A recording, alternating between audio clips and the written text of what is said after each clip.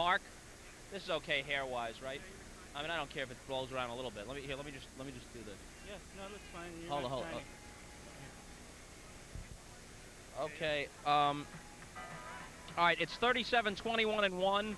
Since '63, it's 22 and 4, right? That's what it is. 24 and 4 or 20? Well, how could they have played 28 games since 1963? I guess they played double. That's probably right. That's correct? All right, let's go.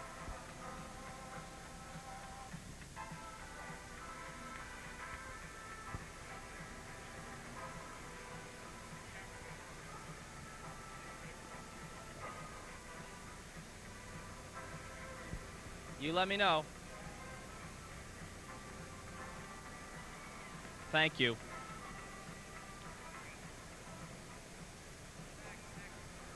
Huh?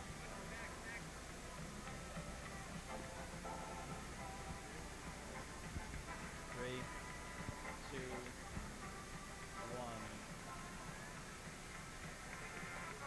Yep.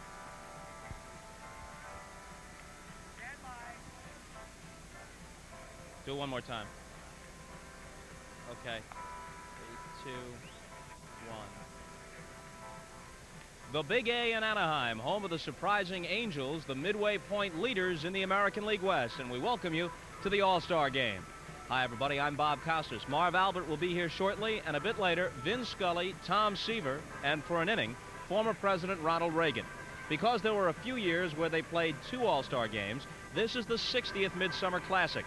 The overall standings, 37 wins for the National League, 21 for the American, and 1 tie. In the early days of this game, the American League of Ruth and Gehrig, DiMaggio, Fox, and Williams had the upper hand. But as you know, since 1963, the National League has dominated, winning 22 out of 26 games. However, there is a ray of hope for the American League. The junior circuit has prevailed 2 of the last 3 years. Hoping to keep that trend going, the Oakland A's manager Tony La Russa sends his Dave Stewart to the mound for the American Leaguers. Stu is his league's top winner at 13 and 4. Big Daddy, right-hander Rick Russell of the Giants, is Tommy Lasorda's choice to start for the National League. He has a record of 12 and 3. Now, during All-Star Week, the name of Pete Rose might be pushed out of the headlines, but it cannot be shoved off the sports pages altogether. Pete was a 17-time All-Star, and he left us with one of the longest-lasting All-Star images when he bowled Ray Fosse over in 1970. But now we have to ask the question, what will the final image of Pete Rose be? Hall of Famer or baseball outcast? The man baseball hopes will be permitted to decide that is Commissioner Bart Giamatti. When we come back, he talks with Marv Albert. Yeah. Good or for ill, yeah. If he gets involved in the first. You ready? Okay. And that's all right time-wise and at that kind of pace? Maybe. Maybe.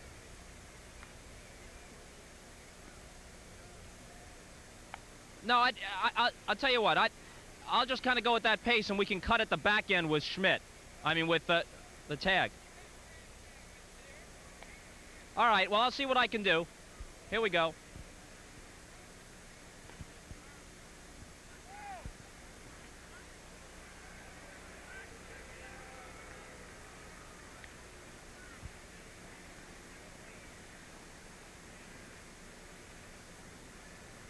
Let me know.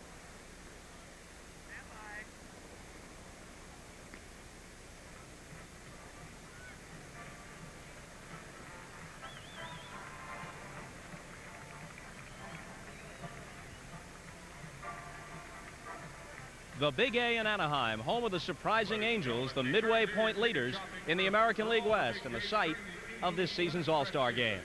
Hi, everybody. I'm Bob Costas. Shortly, we'll be joined by Marv Albert, and then a bit later, Vince Scully, Tom Seaver, and for an inning, former President Ronald Reagan. Now, in the early days of the All-Star Game, the American League of Ruth, Gehrig, DiMaggio, Fox, and Williams had the upper hand. But overall, the National League now prevails 37-21 with... Do it one more time. Rick.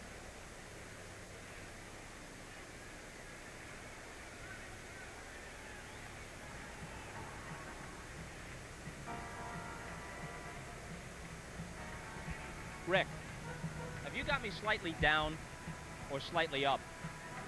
Is it? Okay. Ready?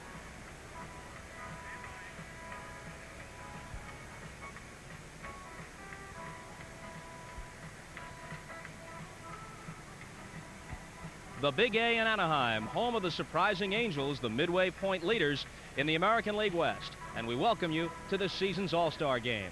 Hi, everybody. Bob Costas. Soon we'll be joined by Marv Albert, and then a bit later, Vince Scully, Tom Seaver, and for an inning, former President Ronald Reagan. In the early days of the All-Star Game, the American League of Ruth, Gehrig, Fox, DiMaggio, and Williams had the upper hand. But eventually the National League came back. And now the overall standings find the National League in front 37 victories to 21 with one tie. And since 1963, the NL has truly dominated, winning 22 and losing only 4. A ray of hope for the American League, though. The junior circuit has won 2 of the last 3. Hoping to continue that trend, manager Tony La Russa sends his own Dave Stewart of the Oakland A's to the mound tonight for the American League. He is his league's top winner with a record of 13-4. Tommy Lasorda, the National League skipper, counters with Big Daddy, the amazing Rick Russell of the Western Division leading San Francisco Giants. He's won 12 while losing 3. Now, during All-Star Week, the name of Pete Rose can be pushed out of the headlines, perhaps, but not all the way off the sports pages. Pete was a 17-time All-Star, and he provided us with one of the longest-lasting All-Star images when he bowled Ray Fosse over in 1970. But what will the final image of Pete Rose be? Hall of Famer or baseball outcast? The man baseball hopes will be permitted to decide that is Commissioner Bart Giamatti. And when we come back, he talks with Marv Albert. Irony,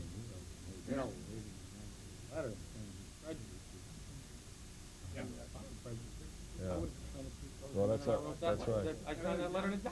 Actually, that's a point in the favor of prejudgment. That's coming on your, yeah, that's right. I've been prejudged.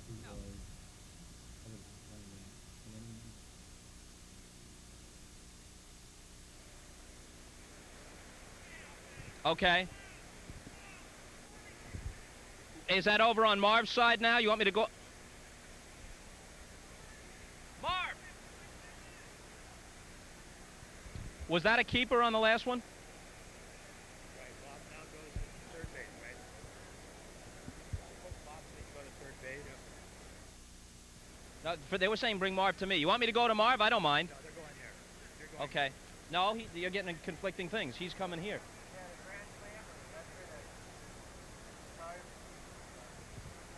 See one another hand marker, you can play off. We can play off one another, I think.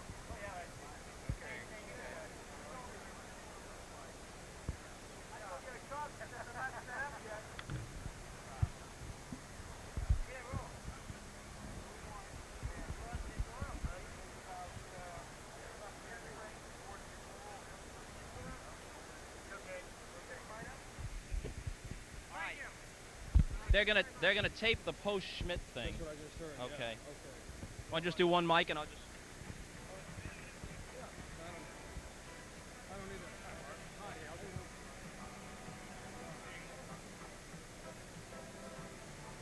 You may want to powder me down or something. Yeah, it's hot.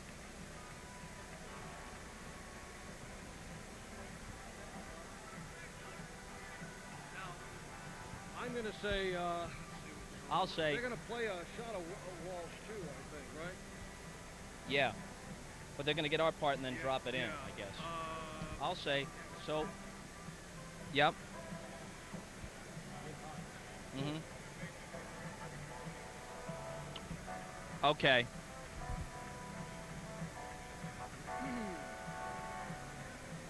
Dennis Packer? Okay. You got it. You're leading into Schmidt first, or you did that already? I did it already, and I'm going to... Oh, what about the lead into Schmidt? You want to do it live now? I want to do it now? Okay, so Marv goes out of the shot for a second. Want to do that? I'm not sure what we're doing We're going to take it right to the Reagan tape. I'll come off as Schmidt. I'll say last Hall of Famer. He says his next career will be broadcasting.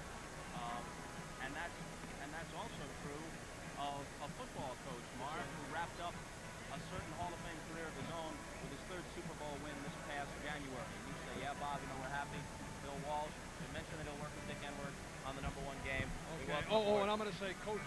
Right. And I'll say coach of the '80s, and perhaps the broadcaster of the '90s, and then you're going to say everybody wants to get into broadcast. Right. Okay. If you want to say maybe perhaps broadcast 90s might sound too hypey. I don't know. It's up to you. Yeah, I'm ready for Schmidt, right? Am I coming out of a commercial here? Okay.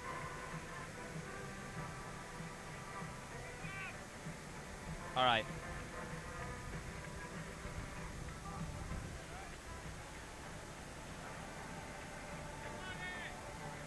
The man who coached 3 Super Bowl champions in the '80s. Right.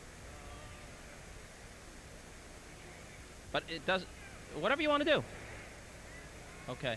I'm going to go in the dugout because it's so blazing hot out here. Okay? And now we're going to do it.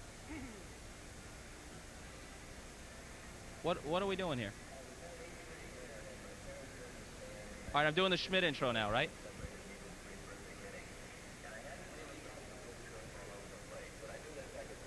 Okay, let's go. No.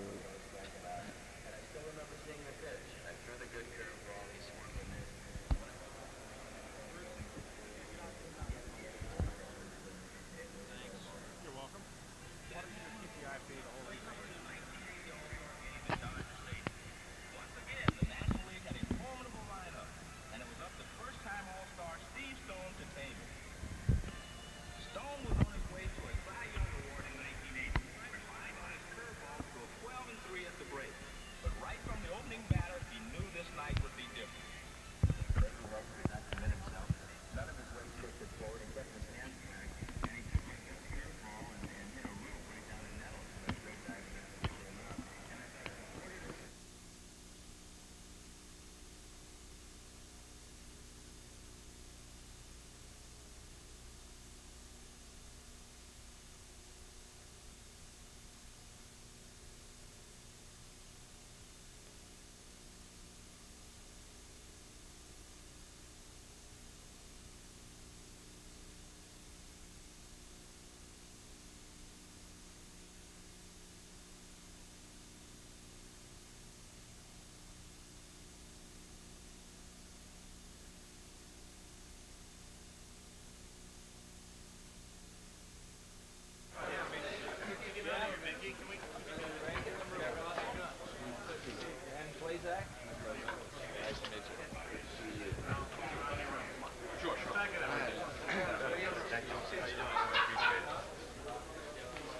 Steve, stay right here.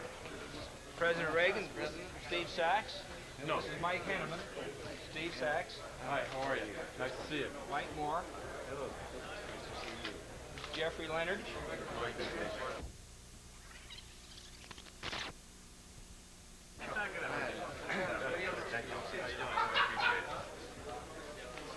Steve, stay right here. President Reserve. President Reagan, Steve Sachs. No. This is Mike Henneman. Steve Sachs. Hi, how are you? Nice to see you. Mike Moore. Hello. Jeffrey Leonard. Gary Gaetti.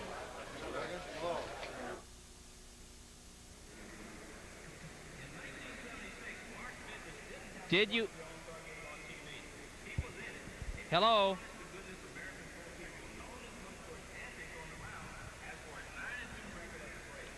Hello, Gonzo. Yeah. Hello. Okay. Now, as he's introduced the sax, is there audio on it? All right, so I got to lead right up to it. Okay. Okay. Okay. All right, this is the lead to Schmidt now, right? Okay, I'm ready. Moments ago, I talked with Schmitty.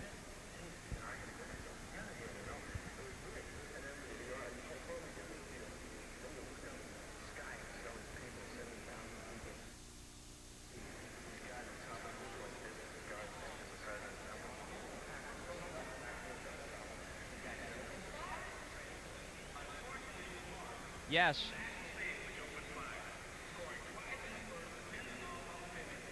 Okay.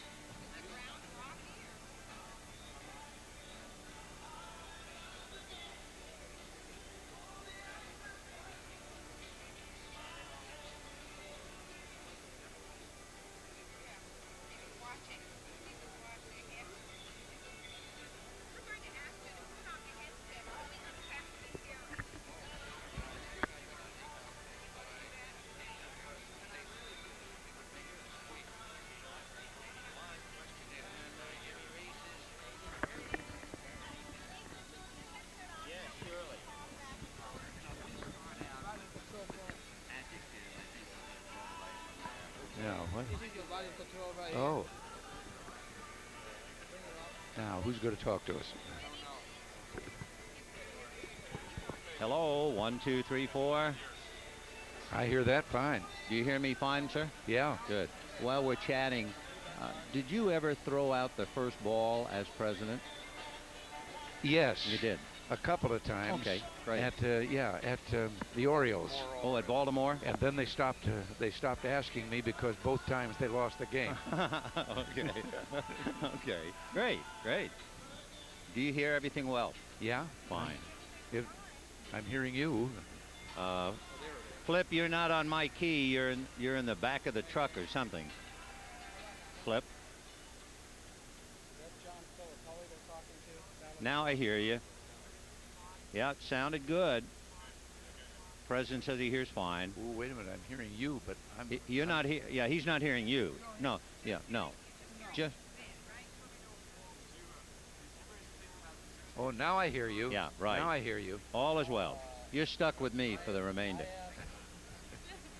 Okay.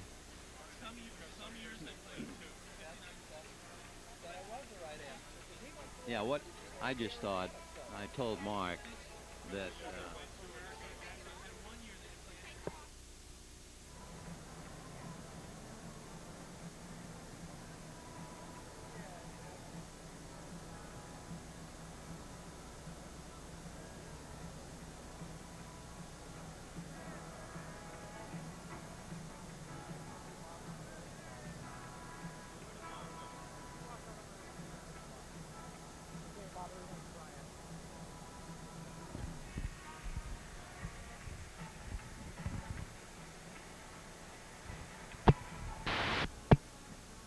of the night when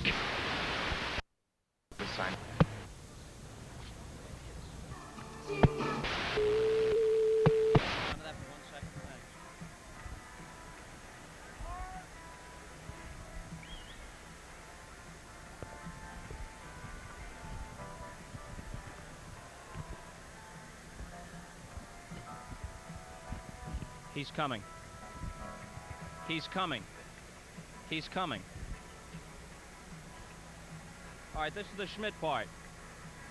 The lead to Schmidt, right? Just be advised, Gonzo, we cannot see anything on these monitors, so.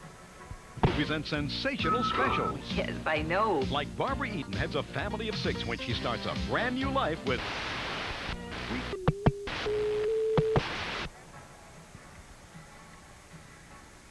Welcome back to Anaheim. There's a player over in the...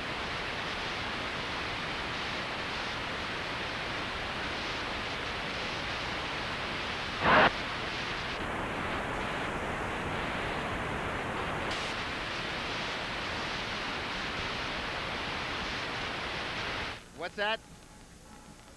Angle designed to clean even better.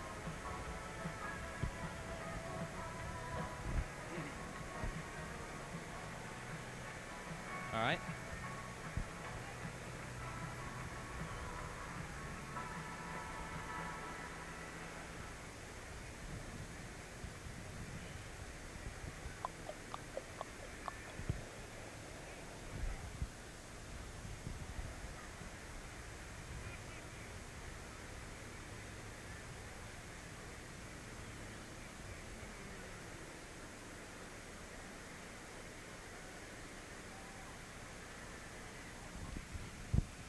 Ladies and gentlemen, we direct your attention to Sonny Jumbotron. Yesterday, 2 of baseball's brightest young stars were honored as top all-star vote getters. A special Ready. field ceremony, Mr. Tom Curley, president of USA Today, presented the National League's top vote getter trophy to San Francisco Giants first baseman Will Clark, who topped all players in votes received with over 1.8 million. The American League's Top Vote Getter Award was presented to Kansas City outfielder Bo Jackson. Congratulations, Will and Bo. Welcome back to Anaheim. There's a player over in the National League dugout who's in a unique position tonight. He's both all-star and old-timer. Mike Schmidt of the Phillies was voting the... Do it again.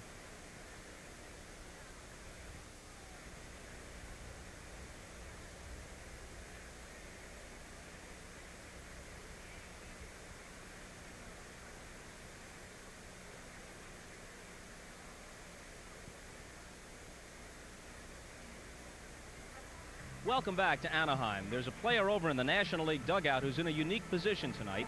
He's both all-star and old-timer. The Phillies' Mike Schmidt was voted the National League's starting third baseman, despite the fact that, of course, he retired earlier this season. And in fact, during batting practice tonight, there were players from both squads scurrying around trying to get the future Hall of Famer's autograph. A few moments ago, I spoke with Mike Schmidt. Mike, did you give any serious consideration to taking a turn at bat in this game as your last hurrah? Not really, Bob.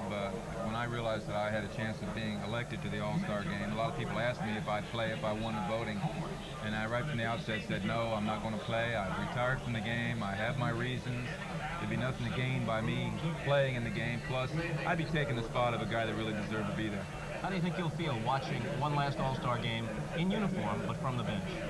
Well, I won't have the butterflies that I would normally have. I'll be sitting in here talking to the players, rooting them on. I know the National League takes this game very seriously, and I want to be helping them with my enthusiasm in the dugout. And I don't want to have to hit against Dave Stewart and Nolan Ryan.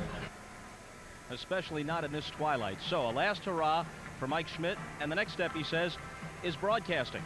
A certain Hall of Famer in another sport, Bill Walsh of the 49ers, is headed for the broadcast booth, too.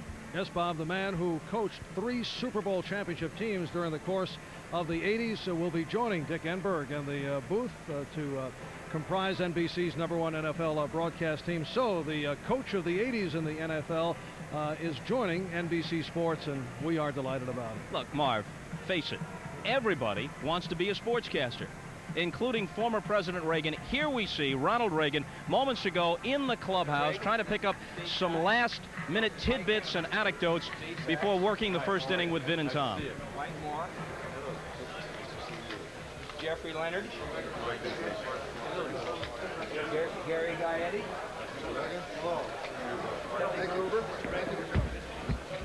Mark McGuire. Tony Fernandez. Julian Sierra. Julio Franco. Rick Turner. Wade Boggs. Mickey Settleton. Give us plenty of room now. Don Mattingly. Cal Ripken. Doug Jones. This way.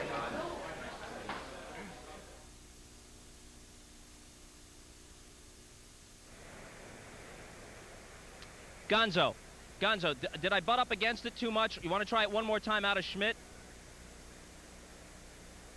What about that not unlike? What was that? Not unlike what? Did you start talking over that? Yeah, but my audio apparently was cut, right? You sure? You started to say There's no Disney people out here now. Yeah, that I was talking over him. I could make it better. Okay. You started to talk over that. Right. Okay, Gonzo, one last thing. I thought, thinking my mic was still open, I started to talk again, but apparently it was closed, right? Okay, they killed the mic and it was fine. Now where do we go? Okay, but I can sit in the dugout for a minute.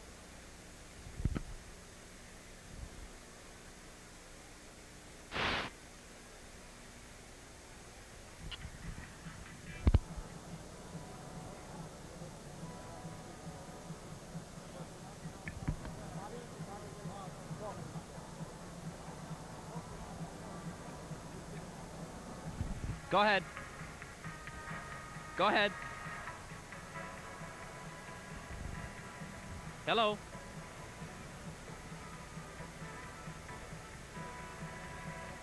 Hello. I hear you, Flip.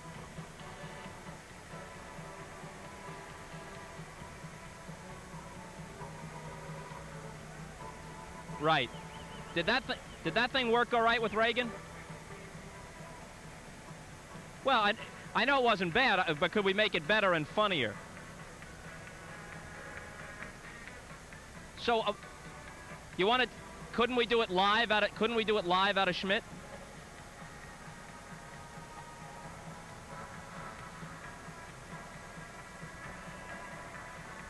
All right.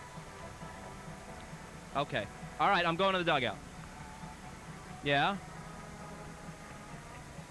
Right. Right. Right. I'm just going in the dugout now to get out of the sun. I'm like 3 steps away. Yeah, Les. Yeah, Les. I know. I'll be back.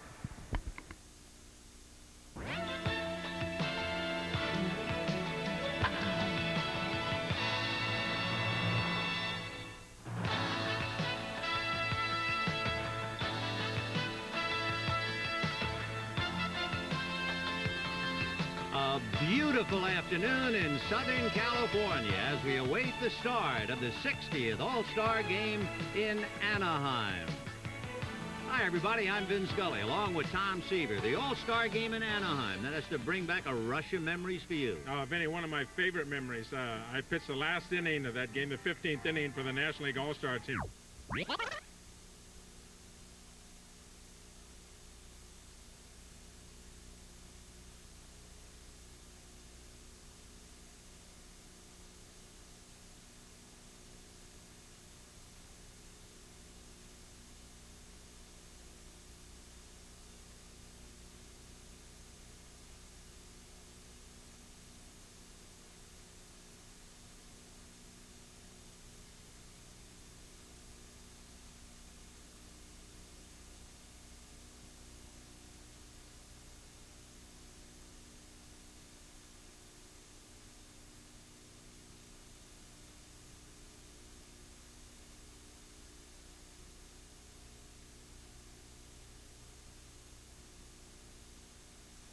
Wade Boggs of the Red Sox.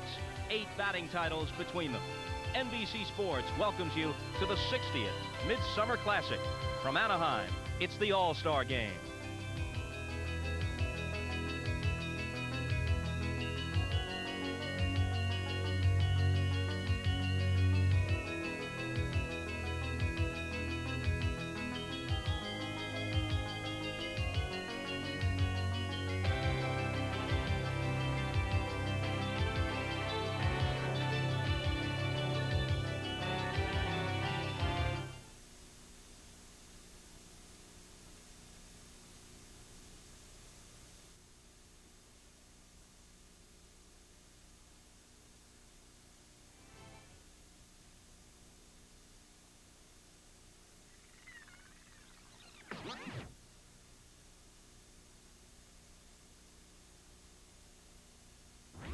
And Tony Gwynn of the Padres and Wade Boggs of the Red Sox. 8 batting titles between them. NBC Sports welcomes you to the 60th Midsummer Classic. From Anaheim, it's the All-Star Game.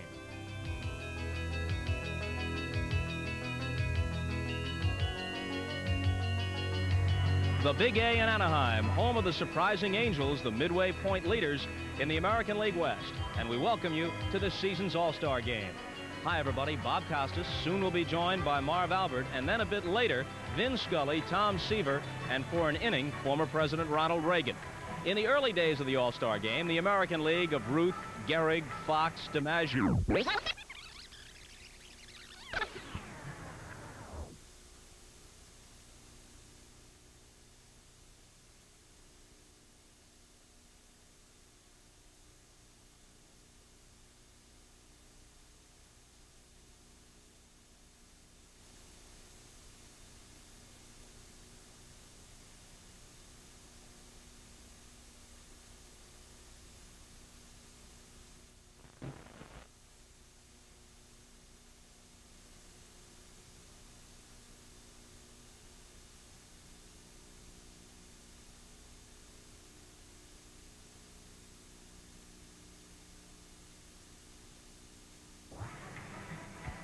The Big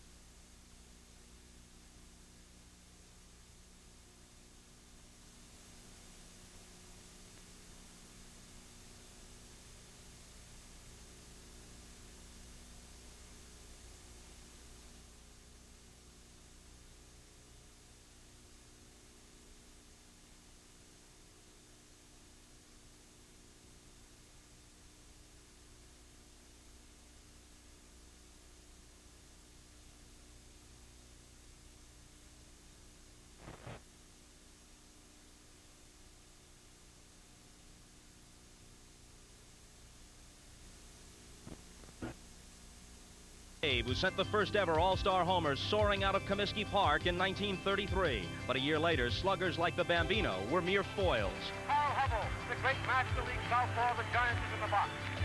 Blue, Gary, Clark, and Simmons. Now he has Joe Coleman. The pitch. Strike speed, swinging. He struck him out.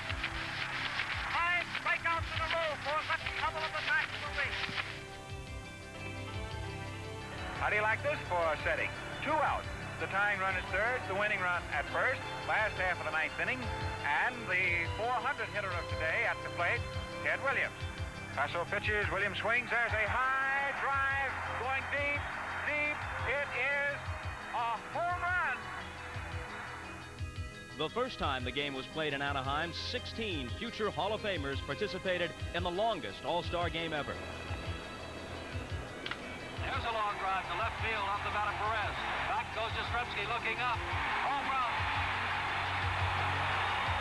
National League leads 2-1 in the 15th. Now, 22 years later to the day, the Stars return to the Big A, set to twinkle in the twilight. Major League home run leader Kevin Mitchell. His teammate Will Clark, the NL's top vote getter. The remarkable Bo Jackson. Another Bay Area bomber, Mark McGuire, of the defending champion Oakland A's of the American League. The Wizard, Ozzie Smith. The irrepressible Kirby Puckett. And Tony Gwynn of the Padres and Wade Boggs of the Red Sox. 8 batting titles between them. NBC Sports welcomes you to the 60th Midsummer Classic. From Anaheim, it's the All-Star Game.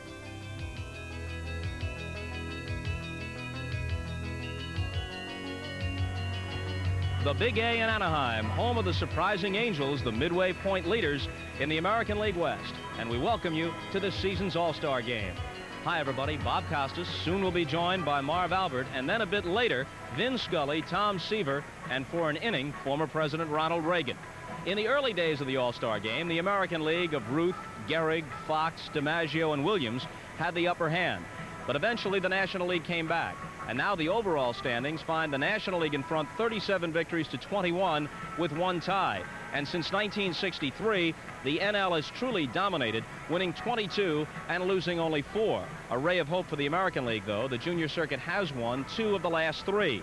Hoping to continue that trend, manager Tony La Russa sends his own Dave Stewart of the Oakland A's to the mound tonight for the American League. He is his league's top winner with a record of 13-4. Tommy Lasorda, the National League skipper, counters with Big Daddy, the amazing Rick Rushell of the Western Division leading San Francisco Giants. He's won 12 while losing 3. Now, during All-Star Week, the name of Pete Rose can be pushed out of the headlines, perhaps, but not all the way off the sports pages. Pete was a 17-time All-Star, and he provided us with one of the longest-lasting All-Star images when he bowled Ray Fosse over in 1970. But what will the final image of Pete Rose be? Hall of Famer or baseball outcast? The man baseball hopes will be permitted to decide that is Commissioner Bart Giamatti. And when we come back, he talks with Marv Albert.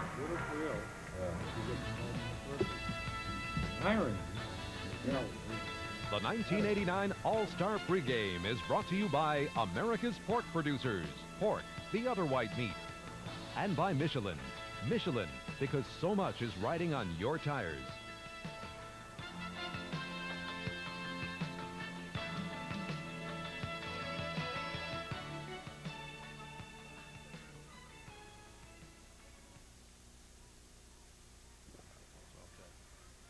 Welcome back to Anaheim Stadium on a breezy 76-degree day in Southern California. This 1989 baseball season has been dominated, in some respects overshadowed by the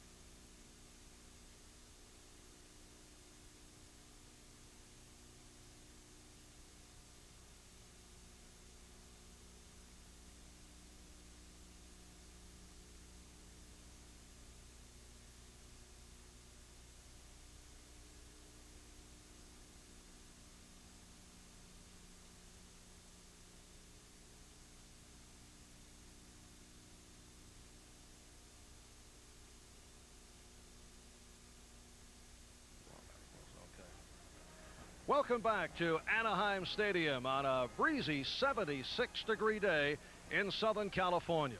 This 1989 baseball season has been dominated, in some respects overshadowed, by the ongoing developments in the Pete Rose gambling investigation. Baseball Commissioner Bart Giamatti has been in the middle of the storm since all broke loose some 5 months ago, back in spring training. Now, Giamatti has not talked at great length about the Rose case, but he did agree to sit down with me yesterday to share some of his views. And I asked the commissioner what was his reaction when he was first informed that there was reason to believe that Rose was betting on baseball. It was not something that one could take lightly, nor was it something to which one readily assented. I mean, one said, oh my God, and therefore let us do whatever has to be done in as professional and, as I say, impartial and fair a manner as humanly possible. Was it a shock to you when it was first brought Oh, in? sure. I mean, yeah, without, as I say, getting into what would edge into talking about the investigation or the report, which I have never done and won't do, even with as distinguished an interlocutor as yourself, sir. Sure, of course. One of the things that I'm always fascinated by when I read about the fact that I must be prejudiced or have made a judgment ahead of time is that I can't imagine what the motive would be. I've never read a plausible motive for why I would have wanted to create such a, as I say, complex and sad and wrenching a situation for that particular person, for Mr. Rose, for his team, for his family, for his city, for Major League Baseball, or for the people, the millions who love it. I mean, one doesn't go on out and create that kind of thing. Back in spring training, you could have suspended Rose pending the result of baseball's investigation, with the suspension based on Rose's questionable associations. Why did you not suspend Rose back in March? Without, again, talking about things that you are skillfully leading me to the edge of, the central allegations, as I said, in this issue were very, very serious, very grave. They went to the core as allegations, and still do, to what baseball conceives of as its central issue, which is integrity around a specific set of allegations. I think it would have been massively and manifestly unfair to have done anything until one had a chance to examine and have a hearing on those central allegations. So you don't relate it to the Denny McClain suspension? I relate... Or DeRocher by Happy Chandler? It seems to me that I made a very, very clear and conscious decision that we were going to seek the truth wherever it may lie about those allegations, and that until that was resolved one way or the other, to have done anything else along the way would have been, in my opinion, wrong, unfair. Bart, at any time, have you considered withdrawing from the investigation? Me? Absolutely not. No. No. At any time, was there a compromise solution offered to Pete Rose? No. No. Did your predecessor, Peter Ueberroth, attempt to come to a face-saving compromise? I know that it has been so reported. He denies that. I believe him. I had absolutely no reason to think that's the case. In light of what has occurred this year, do you ever ask yourself, what have I gotten myself into taking this job? Yeah, I ask myself that in the sense that it has so many ways in which it is now reminiscent of a job I used to have in another place, that I sometimes wonder what has been gained in the swap. So it isn't a question I ask in the sense of, oh my goodness, what am I in?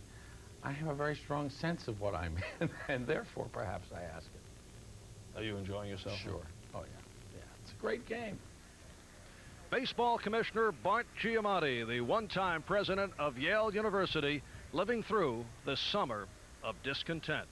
When we come back, Bob with future Hall of Famer Mike Schmidt, who will be back in uniform for a final time. And he takes a shot at it. There it goes. It is out of here. Michael Jack Schmidt with number 500, and what a spot.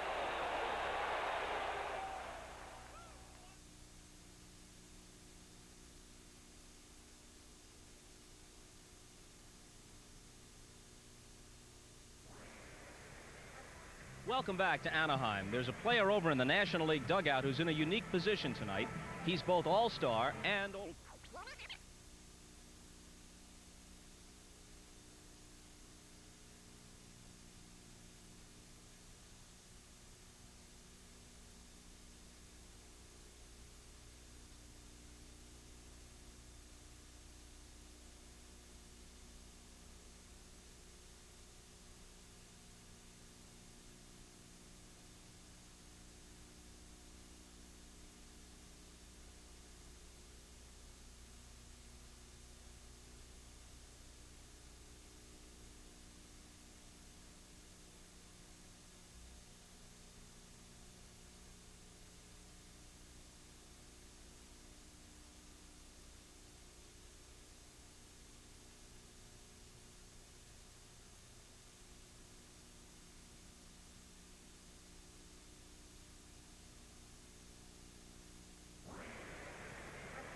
Welcome back to Anaheim. There's a player over in the National League dugout who's in a unique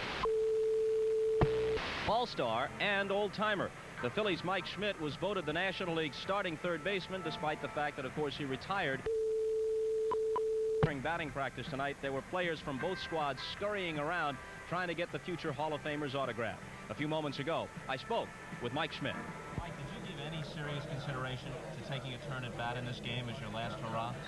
Not really, Bob. When I realized that I had a chance of being elected to the All-Star game, a lot of people asked me if I'd play if I won the voting. And I, right from the outset, said, no, I'm not going to play. I've retired from the game. I have my reasons. There'd be nothing to gain by me playing in the game. Plus, I'd be taking the spot of a guy that really deserved to be there. How do you think you'll feel watching one last All-Star game in uniform, but from the bench? Well, I won't have the butterflies that I would normally have. I'll be sitting in here talking to the players, rooting them on. I know the National League takes this game very seriously, and I want to be helping them with my enthusiasm in the dugout. And I don't want to have to hit against Dave Stewart and Nolan Ryan. Especially not in this twilight. So, a last hurrah for Mike Schmidt, and the next step, he says, is broadcasting. A certain Hall of Famer in another sport, Bill Walsh of the 49ers, is headed for the broadcast booth, too. Yes, Bob, the man who coached 3 Super Bowl championship teams during the course of the 80s will be joining Dick Enberg in the booth to comprise NBC's #1 NFL broadcast team. So the coach of the 80s in the NFL is joining NBC Sports, and we are delighted about it. Look, Marv, face it, everybody wants to be a sportscaster, including former President Reagan. Here we see Ronald Reagan moments ago in the clubhouse trying to pick up some last-minute tidbits and anecdotes before working the first inning with Vin and Tom. Mike Moore, Jeffrey Leonard, Gary Gaetti,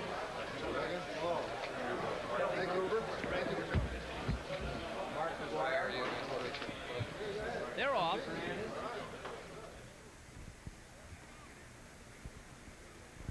But unlike Bill Walsh, former President Reagan has not been signed to a long-term deal.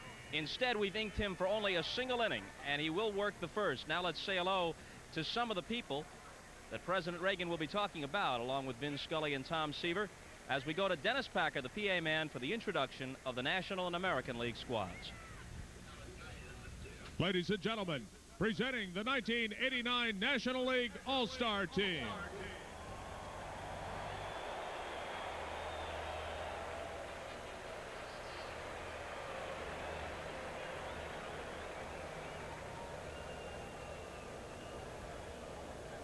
The equipment manager, David Howells. The trainers from the San Diego Padres, Dick Dent. And from the Montreal Expos, Ron McClain. The coaches from the Los Angeles Dodgers, number 8, Joe Amalfitano. And number 18, Bill Russell. From the San Diego Padres, number 15, Jack McKeon. From Montreal, number 37, Buck Rogers. And in the bullpen from Los Angeles, number 58, Mark Cressy. And now from the Atlanta Braves, number 29, John Smoltz. From the Chicago Cubs, number 8, Andre Dawson. Number 28, Mitch Williams. And number 40, Rick Sutcliffe. From the Cincinnati Reds, number 31, John Franco. And number 11, Barry Larkin. From the Houston Astros, number 27, Glenn Davis. And number 33, Mike Scott. From the Los Angeles Dodgers, number 55, Orel Hershiser.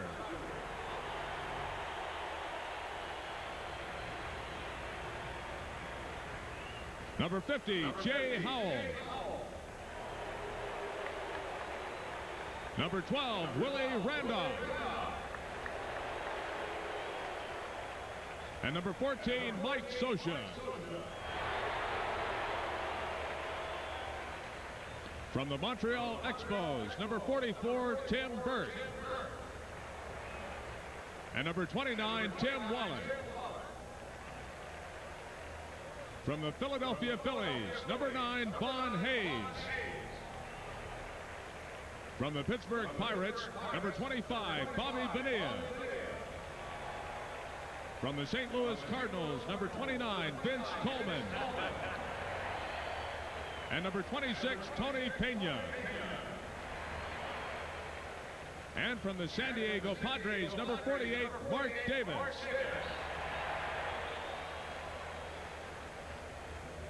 And now managing his 4th All-Star game from the defending world champion Los Angeles Dodgers, number 2, Tommy Lasorda.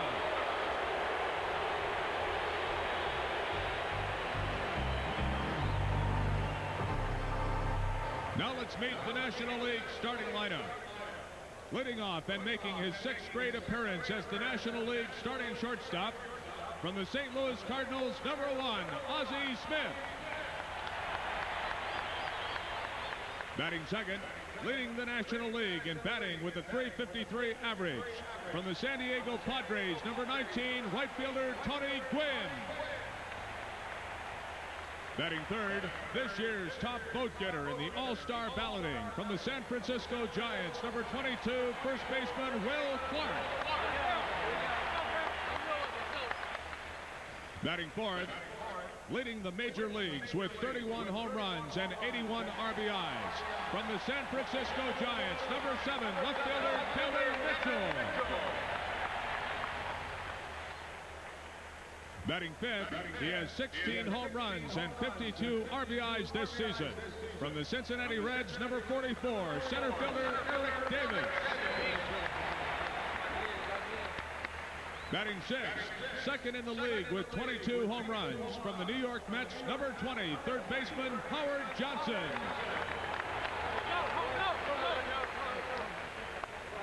Batting seventh, he ranks third among active National Leaguers with a .307 average.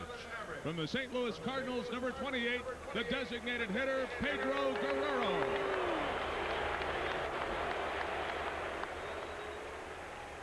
Batting eighth, the Major League's all-time leader in fielding percentage at second base. From the Chicago Cubs, number 23, Ryan Sandberg. Batting ninth, known for his rocket arm and throwing from the crouch position. From the San Diego Padres, number 9, Benito Santiago. Warming up in the bullpen, National League pitcher of the month of May from the San Francisco Giants, number 48, Rick Russell. Although he retired on May 29th, he was elected by the fans to the National League third base position in recognition of his contributions to the game. From the Philadelphia Phillies, number 20, Mike Schmidt.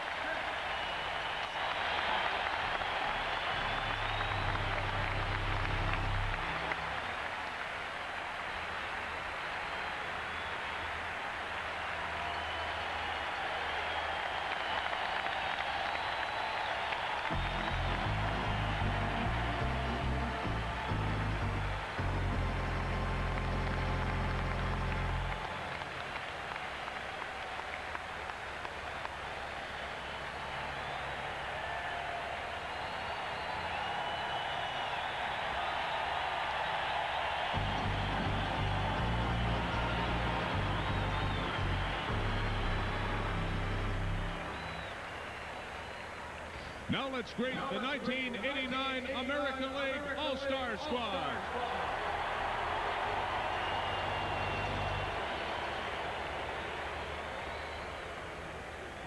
First, the equipment manager, Leonard Garcia. And now the trainers. From your California Angels, Rick Smith. And from the Cleveland Indians, Jim Warfield. The coaches from the Oakland Athletics, number 5, Art Kushner.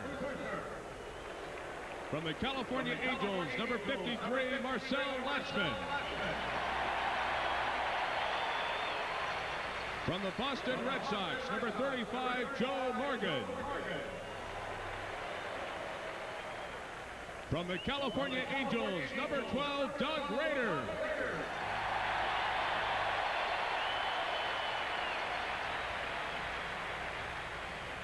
And in the bullpen from Oakland, number 18, Dave Duncan. Now the American League non-starters. From the Baltimore Orioles, number 14, Mickey Tettleton. From the Boston Red Sox, number 39, Mike Greenwell. From the California Angels, number 30, Devon White.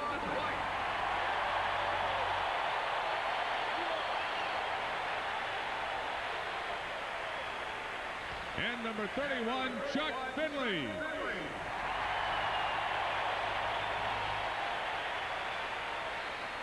From the Cleveland Indians, number 11, Doug Jones. And number 21, Grace Wendell. From the Detroit Tigers, number 39, Mike Penniman. From the Kansas City Royals, number 23, Mark Gubazov. From the Milwaukee Brewers, number 37, Dan Plesac. From the Minnesota Twins, number 8, Gary Gaetti. From the New York Yankees, number 6, Steve Sax.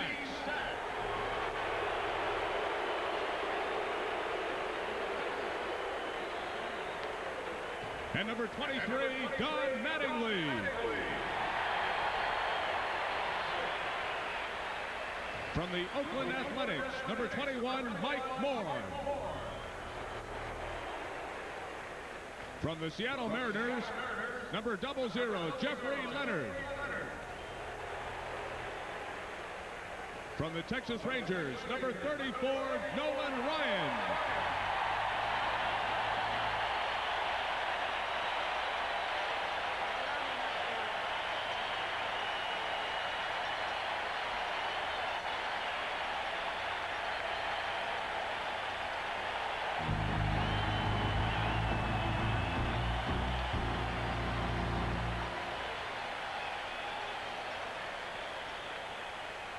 And number 40, Jeff Russell.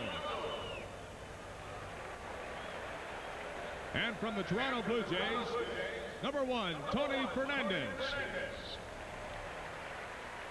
And number 17, Kelly Gruber. Ladies and gentlemen, managing his first All-Star game from the 1988 American League champion Oakland Athletics, number 10, Tony La Russa.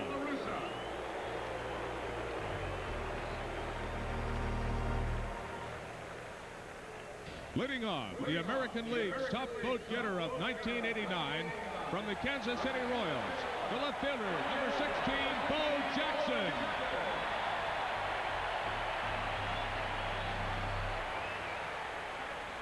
Batting second and playing third base, the 5-time American League batting champion from the Boston Red Sox, number 26, Wade Boggs.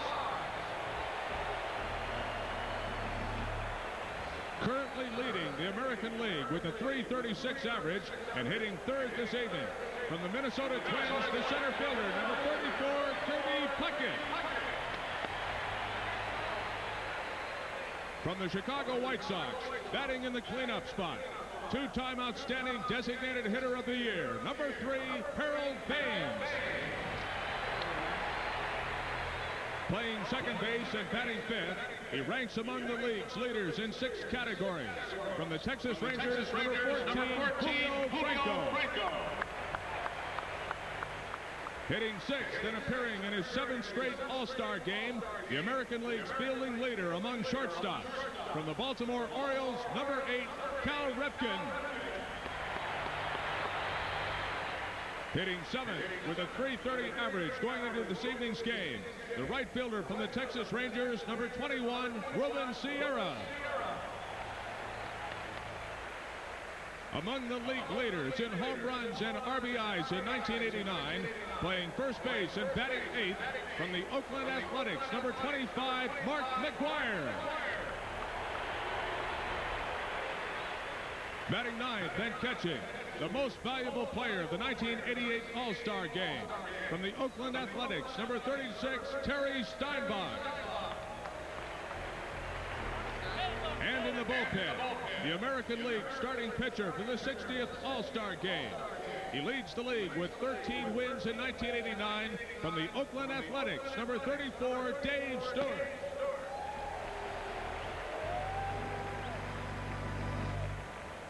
At this time, let's meet our honorary captains.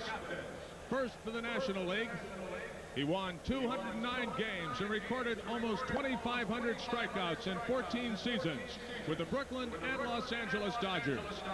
This 1968 Cy Young winner may best be remembered for an amazing string of 58 2/3 consecutive scoreless innings in 1968, which stood as a major league record until it was broken last year.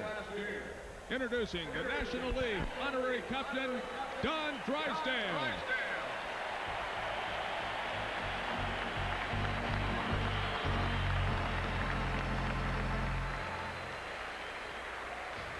And for the American League, in his 23 seasons with the Boston Red Sox, he played in more games than any other player in American League history. The only American leaguer to collect 3,000 hits and hit 400 home runs. He is a 3-time batting champion and baseball's last Triple Crown winner.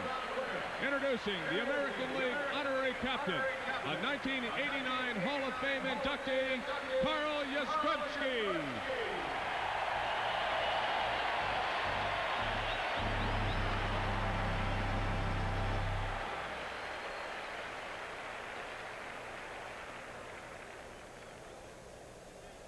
To honor the 2 great nations in which Major League Baseball is played, will you please rise and join tonight's show musical director, Doc Severinsen, and the Canadian brass who present the national anthems of Canada and the United States. Immediately following the anthems, you'll be viewing a flyover by F-4 fighter jets from the Air National Guard at March Air Force Base. The F-4s will be approaching the stadium from left center field toward home plate.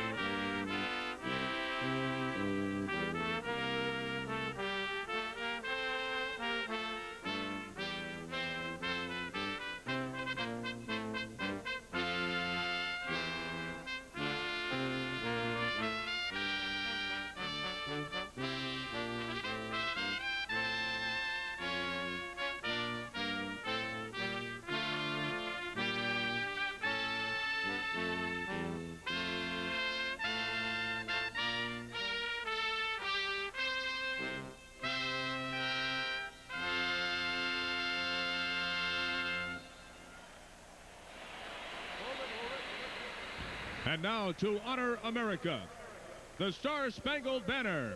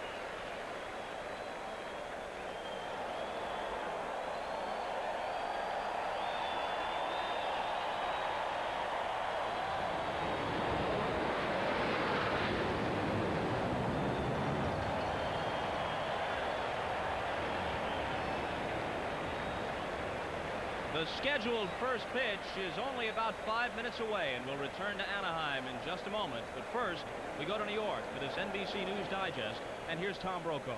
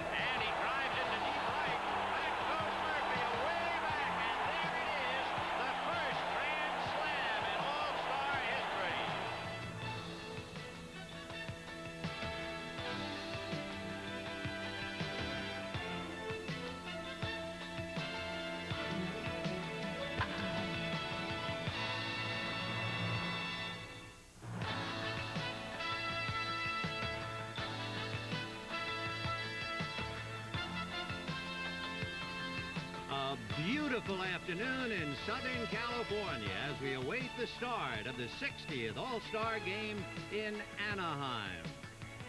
Hi, everybody. I'm Vince Scully, along with Tom Seaver. The All-Star Game in Anaheim. That has to bring back a rush of memories for you. Vinny, one of my favorite memories. I pitched the last inning of that game, the 15th inning for the National League All-Star team. I was just a year and a half out of USC and came in and saved the ball game for Don Drysdale. We beat the American League 2-1. And tonight, we'll be seeing two starting pitchers who have done a remarkable about-face. Both of them, Dave Stewart let go by the Phillies, and Rick Russell apparently finished as far as the Yankees were concerned. A couple of different styles of these two pitchers. Stewart, a power pitcher and a good fork ball. Russell, a lot of sinkers and sliders. The thing about it is that whether they're veterans or rookies on these ball clubs, the All-Star Game is something very special. It's, you know, it's their night, the show of shows. it makes no difference. Once that bell rings and the game starts, these guys play very hard, and they play hard to win. And it will be an extra special attraction should Nolan Ryan walk in from the bullpen here in Anaheim. Well, he's had so many great numbers that he put on the board in this ballpark, in this league, and it's a phenomenal the way he has been able to have his career just continue on at such great success, and I hope we get to see him. And we hope to see Don Mattingly, Wade Boggs, Kevin Mitchell, Will Clark, and coming up, we'll visit with former President of the United States, Ronald Reagan.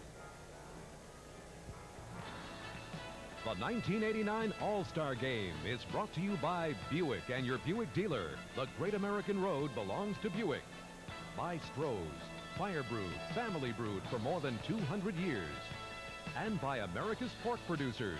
Pork, the other white meat.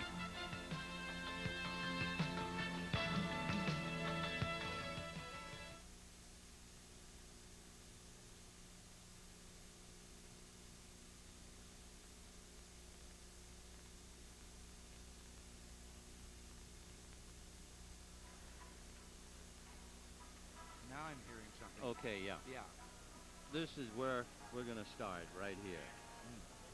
Adjective and...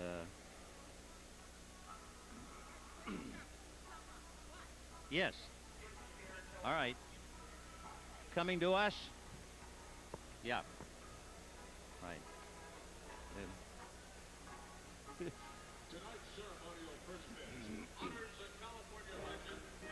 The poet wrote that each man's...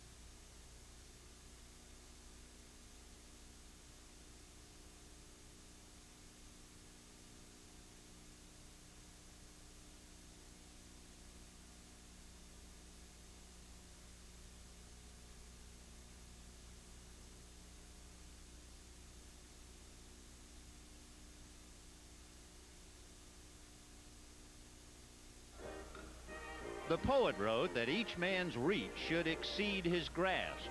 In America, one dares to dream, to chase that dream from Iowa and catch it and ride it to the halls of the White House. This is a night for dreaming and for the fulfillment of those dreams. And that field of dreams is not necessarily just between the foul lines.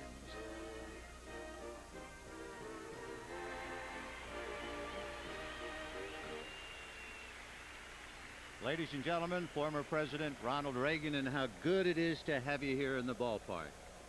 You know, traditionally, historically, presidents throw out the first ball, so since you are a former sports announcer and back in your own bailiwick, I think you should throw out the first adjective.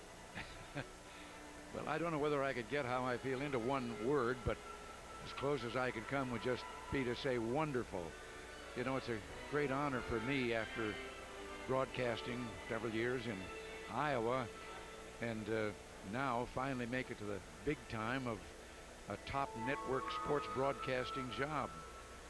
And it's reassuring that after only 6 months away from a job that I had, I've been out of work for 6 months, and maybe there's a future here. Well, you know, I might split the first infinitive, but I was worrying, as were the nation, when we read about your horse bucking and rearing and throwing you off, and we thought you might have more than fractured syntax. Well, I want to tell you, I am several shades of color underneath my clothes here, most of them being black and blue. Well, and I'm glad that you said that I didn't fall off the horse, as some people said. No, I didn't. I was bucked off, and I think I'm very fortunate that I didn't have a lot of things broken. Well, we're delighted to have you and honored to have you with us tonight. And we're all going to get a little bit younger, like kids at Christmas morning. Let's open up the gifts and take a look down on the field as we start this 60th All-Star game here in Anaheim. We were talking before about how baseball makes you feel young. Yes. And when you come down here, I guess all of a sudden you've got to figure a few years have fallen off. Well, yes. Particularly when our host here tonight is Gene Autry, and he's 81. And then Jimmy Reese down there, who threw out the first pitch, is 83. And somehow I feel kind of like a kid. Well, great. There is Gene Autry, the host and owner of the California Angels. So we'll pull up a chair now and see what takes place. Ozzie Smith will start it off against Dave Stewart, fouled away. And, sir, as you look down from where we are, you can see the problem immediately for the hitters facing someone who throws as hard as Dave Stewart. The shadows and the patchwork of lights. Now back 0-2. Somebody has a souvenir. Yeah, there'll be plenty of them tonight before we're through. You wore a Cardinal uniform as we look at Ozzie. Yeah, but not on, not here in the stadium. I wore a Cardinal uniform when I was playing Grover Cleveland Alexander in the picture of the winning team. 1-2 the count to Ozzie Smith, the acrobat at shortstop for the National League. 2 balls and 2 strikes the count. Ozzie will be followed by Tony Gwynn. And then Will Clark and Kevin Mitchell. And a base hit, bang to center field for Ozzie Smith. So the National League opens up with a single, and that will bring up Tony Gwynn. Tony Gwynn is a remarkable hitter. He has led the league in hitting 3 times. In fact, should he lead the league in hitting this year, he would be the first player since Stan Musial to lead it 3 consecutive years.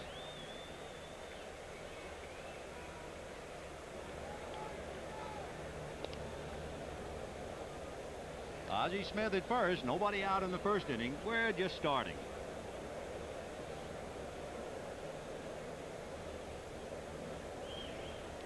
And there goes Ozzie. Breaking ball high, throw, got him. And he's out.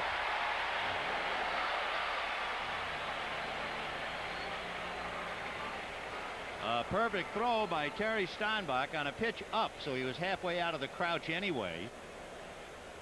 And right on the money at the bag. And Julio Franco. I thought it was Tony Gwynn. At the plate right now. Yeah. He played basketball in college, and then he was offered, or he was drafted by both the Los Angeles Clippers and the San Diego Padres.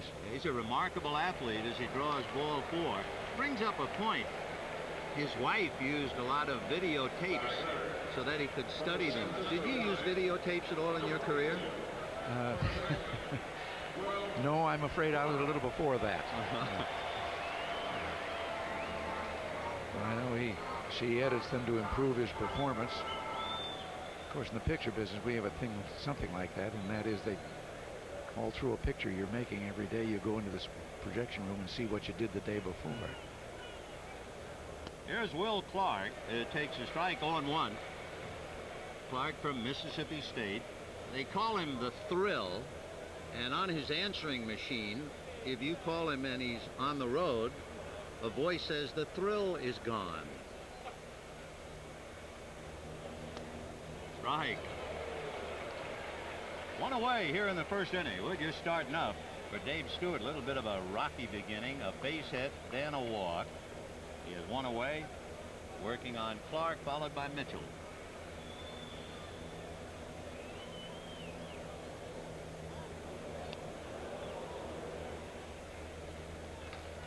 He was the only National League player to play in every game last year.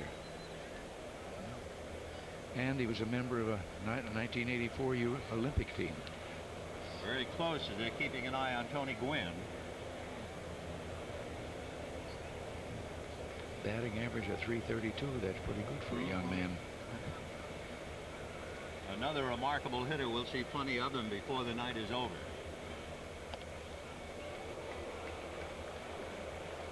No score with 1 out in the first inning. Tony Gwynn at first, Will Clark the batter in the 60th All-Star game that has seen the National League win 37, the American League 21, and there's been 1 tie. Foul ball off to the left and out of play. Over 64,000 here, and alive and vibrant and very much, I think, partisan for the American League, understandably so. Yes, they're in their home field, which incidentally is the greatest baseball stadium in America.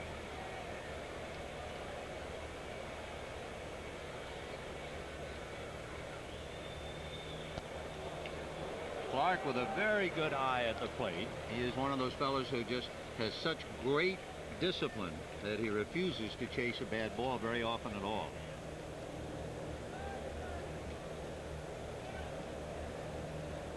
Two and two to Will. Never missed a game last year. Clark. Another iron horse. You have a chance to watch any baseball with all the worldly pressures on your shoulders? Well, not as much as I might have liked. Now, here and there, but you couldn't quite keep up with what all was going on in the season. I can understand why. There goes the runner, a big chopper speared by McGuire. He'll take it to the bag, and down to second goes Tony Gwynn. One reason why it's nice to have a very big first baseman, be able to handle that chopper. So 2 down. Now comes a fella who has captured the imagination of the country from the San Francisco Giants, Kevin Mitchell, who has hit 31 home runs already to lead the major leagues. He's a remarkable kid and quite a story. Yes, there is quite a story to him. He was tied up with the gangs when he was young and in school, and his brother was killed in a gang fight, and he started out for vengeance, but a remarkable person in his family, his grandmother, took charge, and as I understand it, she saw that he got a good education, and now here he is away from the gangs and in baseball, and as you say, base hit to center there for it him. is. He's going to get the first RBI. And a run batted in. You were talking about his grandmother. The other night, he took his grandmother to nearby Disneyland. That was his way of celebrating the selection of the All-Star team. 27 years old. Just starting. He leads all the major leaguers in home runs and runs batted in. So Kevin Mitchell gets the National League on the scoreboard, and now the batter is Eric Davis, Eric the Red.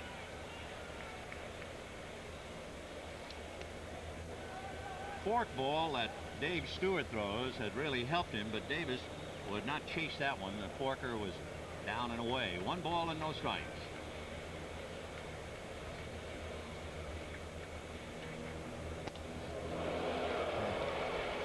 For Dave Stewart, a man who is just a very ordinary pitcher and suddenly has turned it completely around, and he has won 20 games in each of the last 2 years, and here he is starting in an All-Star game. Remarkable stories here tonight. Of course, I would think the country can use some heroes always. Yes, yes, and this is a pretty good place for it. Baseball.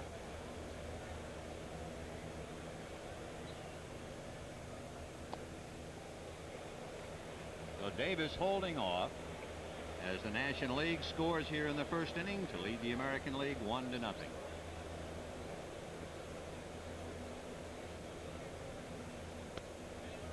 That number that Eric Davis wears, number 44, that has certainly been to the dance before. Worn with a great deal of distinction and pride by the great Henry Aaron and the equally great Willie McCovey. You can't look at 44 without thinking of them. There goes Kevin Mitchell, and the pitch is ball forward. Yep. So a walk, Eric Davis. So the battle continues here in the first inning. And Howard Johnson coming up. Howard Johnson's a fella, in a sense, who got a second chance. He was a backup infielder, and now suddenly has just signed a $6 million contract for the next 3 years. Well, 36 home runs. And he promptly bangs it to center for a base hit. Here comes Mitchell. Here comes a throw to the plate by Puckett, not in time, and the National League is leading 2-0.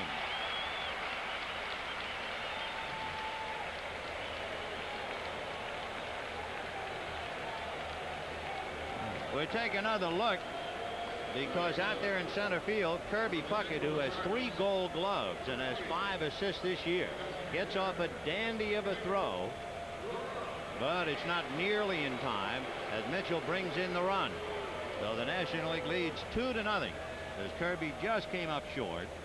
And now, for the first time, using the designated hitter in the All-Star game, and the honor belongs to Pedro Guerrero.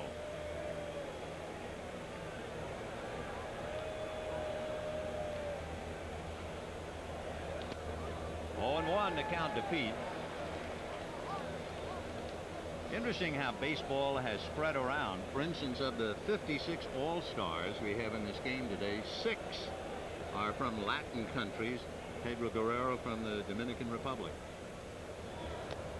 And they've got quite a baseball training ground down there for our major leagues. They do indeed. And particularly, and for some reason, there's one small area, San Pedro de Macorís, and there are several players who come from that town in the Dominican, and he's one of them.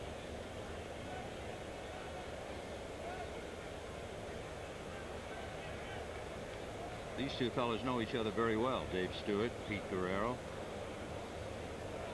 And the runners go, the pitch down and away, and it's a double steal. Eric Davis got a huge jump. There was no way Terry Steinbach was going to be able to get him on that jump.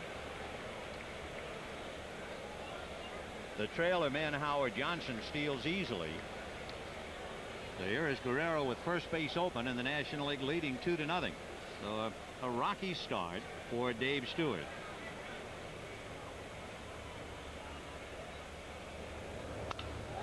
And a drive into left center field, coming in a hurry to pick it off. A fine catch by Bo Jackson. And that saves the American League from further damage. A couple of runs on 2 hits. And at the end of half an inning, 2-0 National. Let's. Yeah. Okay.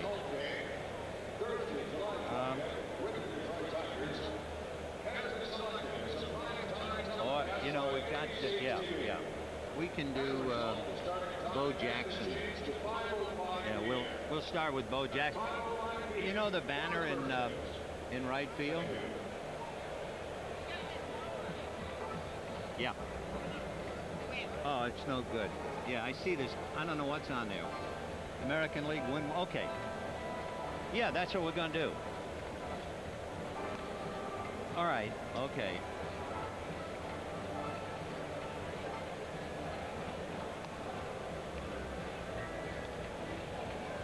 So we'll talk about the Gipper and Bo Jackson wearing the uniforms.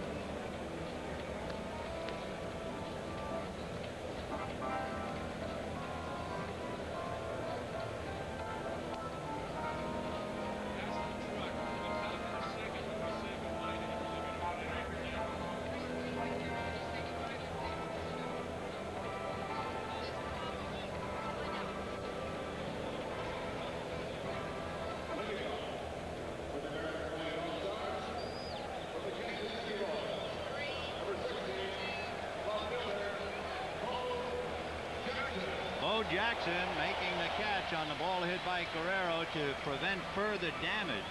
And now the American League will be coming up, leading the with the National League leading 2-0. And as Bo Jackson comes up, we talked about Ozzie Smith and you wearing a Cardinal uniform. And Jackson wears baseball and football, and you did football. Yes, I played the Gipper, but I also played for real in a much earlier time. But that Bo down there, that's a pretty interesting hobby he has for his vacation. When baseball ends, he winds up playing football. I don't know if there's ever been anyone doing it. Hey. He's remarkable, and look at that one. Bo Jackson says hello.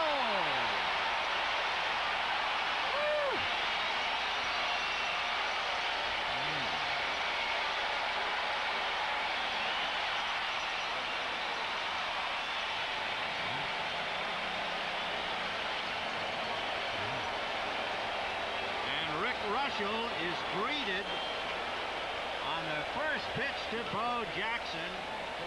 He almost hit it out of state. Now, you know, that's going to set it up pretty interesting for him to the end of this season when he goes back to the Los Angeles Raiders. Watch this again, sir. You could have taken a trip to Washington, I think.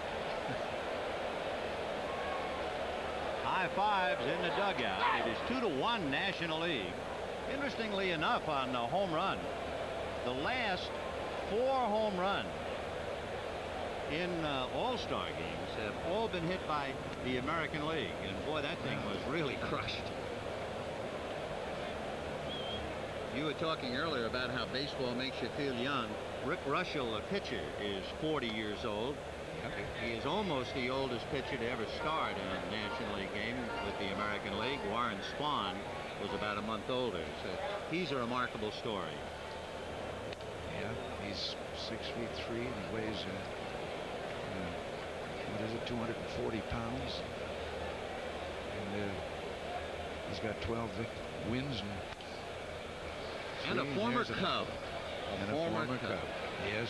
Does it feel a great deal different sitting here doing a television game as opposed to the days of recreating? It is different. I can't get quite used to this. Hey, that looks like it's going there too. Eric Davis to the track. There it is. Gone.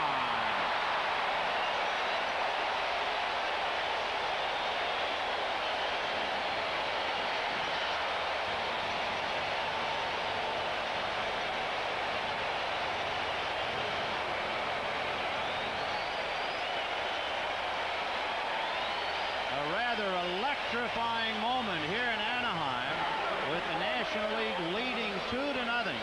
Consecutive home runs by Bo Jackson and Wade Boggs.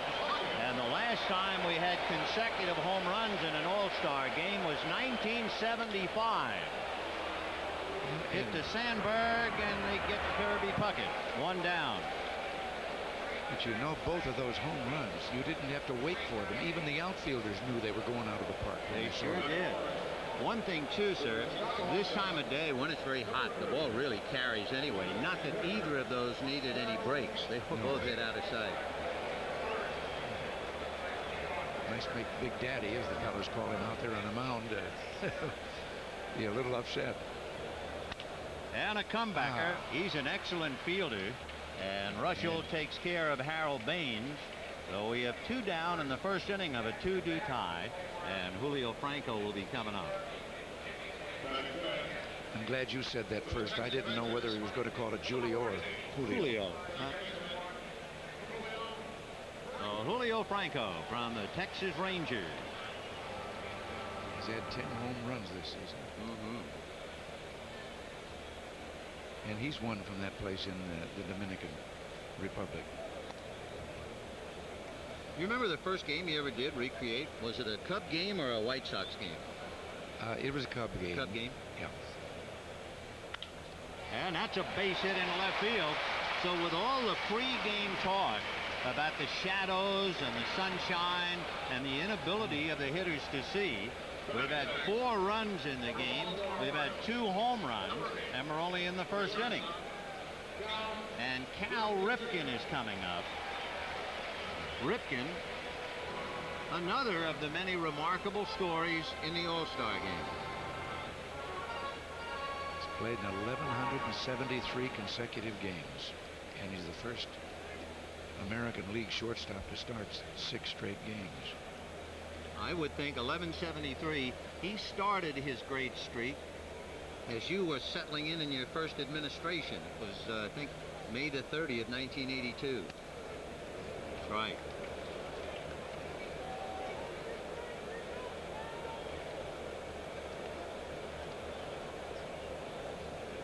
So Julio Franco at first, 2 down in the first inning, a 2-2 tie, and Cal Ripken at the plate. You know, it's kind of interesting. The National League has consistently been the winner in these All-Star games, except that for the last 2 out of 3, the American League has won. I guess they work in cycles somewhat. Ground ball to shortstop. Ozzie feeding Sandberg, and it's in the books. So Bo Jackson and Wade Boggs balanced the budget in the first inning in a blink of an eye, and at the end of 1 inning, a 2-2 tie.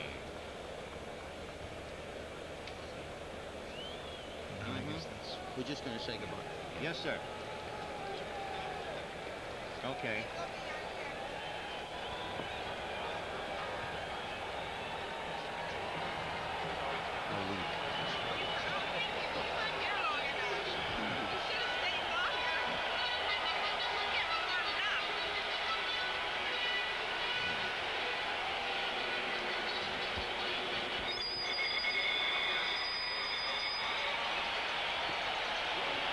What are you going to tape that?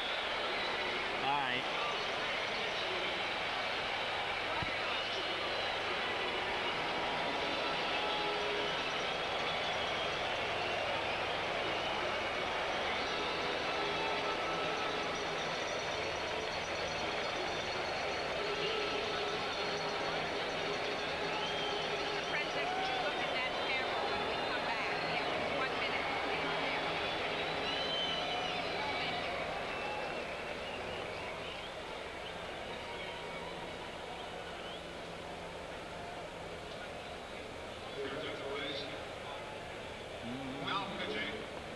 The American League All-Stars, the Texas Rangers, the first ball, Sullivan, Ryan.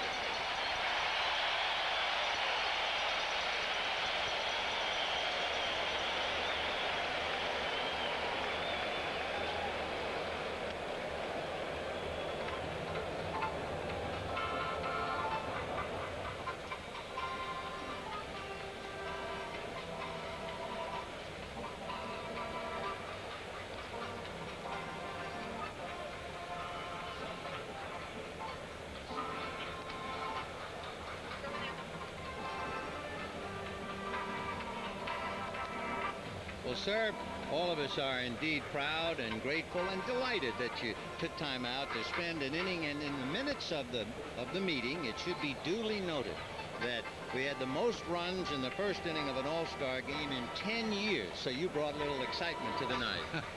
Well, I'd like to think that. I'm so sorry that it's all over for me now, and I have to confess I was a little uptight because, as I say, when I was sitting up in a place like this, I had to tell the people what was happening because they couldn't see it. But now I get a little self-conscious when I know that people can see what's going on. We were so thrilled just to have you with us, so thank you very much. Well, I want to thank you for the opportunity and for letting me be up here for a little while.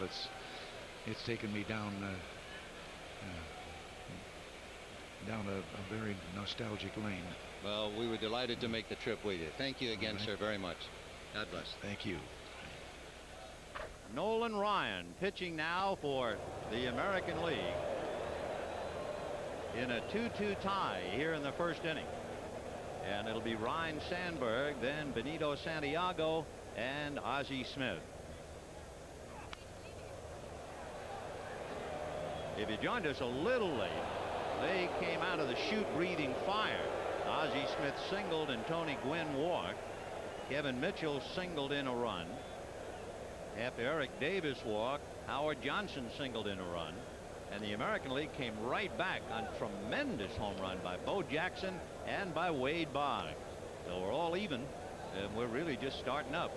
Sandberg, Santiago, and Smith.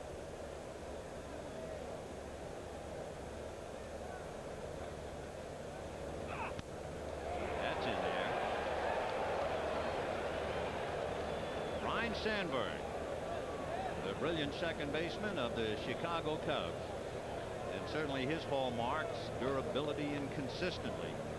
Interesting, he's only been on the disabled list for 1 month in his 8-year career.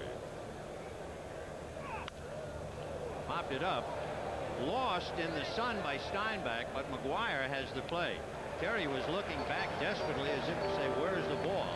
And McGuire had it all the way. Tough time of day. 1 down. Well, Tom Seaver has started a lot of great games, relieved in the All-Star game. But now you are following a former president of the United States.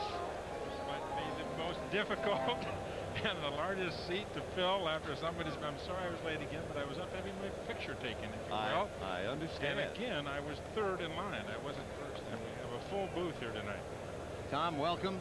Thank you, Vinny. Okay, my man. These are very special, these All-Star games, and it's great to be here. And what a start, huh?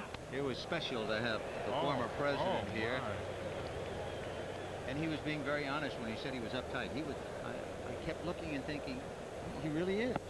He was nervous. Well, I told you. You know, we talked about it before. Regardless of whether you're a rookie or an old pro, doesn't make any difference. These are such special games and such special times that it is a nerve-wracking period of time, especially before you go on the field. And you could see that he was like that before he came in and sat down at the booth. What about that Concorde flight that Bo Jackson hit? As a pitcher, you must have really appreciated that. I know those. The legend continues to grow, doesn't it? Oh. Benito Santiago, the catcher from San Diego, up there at the plate. A 2-2 tie in the second inning. A rather explosive first inning. But boy, you talk about popping open a bottle of champagne. For Bo Jackson to walk up and do what the entire nation was wondering if he could do, that was fantastic. Santiago fouls it away off to the right, out of play. And the first inning seemed to go exactly the way the script would be written. The National League running plays, 3 running plays that they had in the first inning, stolen bases and hit and run, all that. And here comes the American League, 2 home runs. Dave Stewart, 1 inning of work. Interesting, though, as Santiago strikes out, and you pitched here in an early game, everyone thought going in there won't be any runs.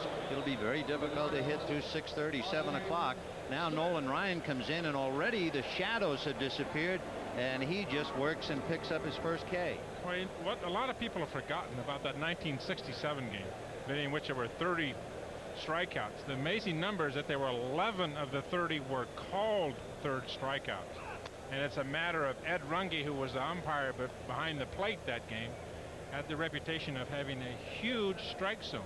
And he did. When you look at 30 strikeouts, over a third of them called third strikes. And that's why one of the main reasons why you had so many strikeouts that game. If you're wondering about Nolan Ryan, he went 9 innings on Thursday. So he is well rested as he comes roaring in, and that was a dramatic stroll for him coming out of the American League bullpen here in Anaheim, where he pitched so many times, and recently returning to shut out his old club, the California Angels. And as Nolan said, outside of his 5 no-hitters, the shutout against the Angels the other night was his biggest thrill. I'm sure, knowing Nolan, another big thrill for him was to see his dear friend Jimmy Reese throw out the first ball. That's popped up around the plate. Steinbach looking for help, and here it comes. And Wade Boggs puts it away.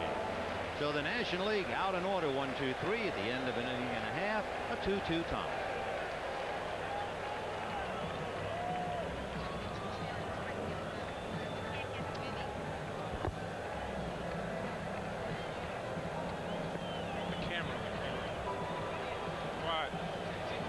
Yeah. Did you just show? Oh, golly. May I ask That's what Ryan Sandberg did. Ryan Sandberg fouled out to McGuire.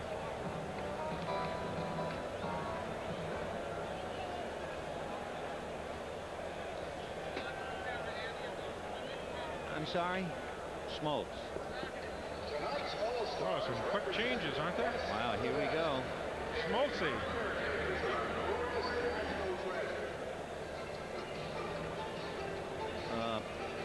Wow, that fast.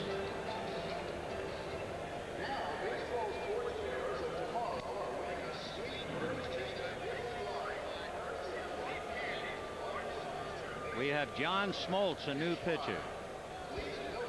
That's all.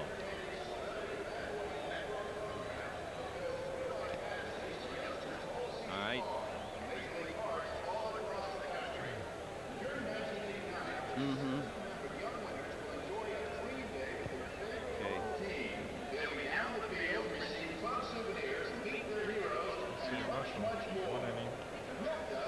One inning, 3 hits, 2 runs.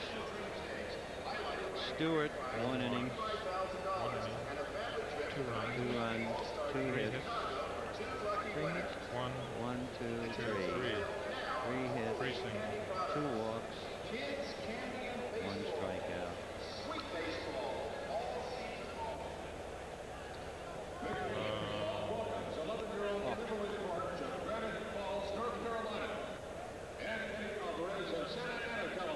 No strikeouts.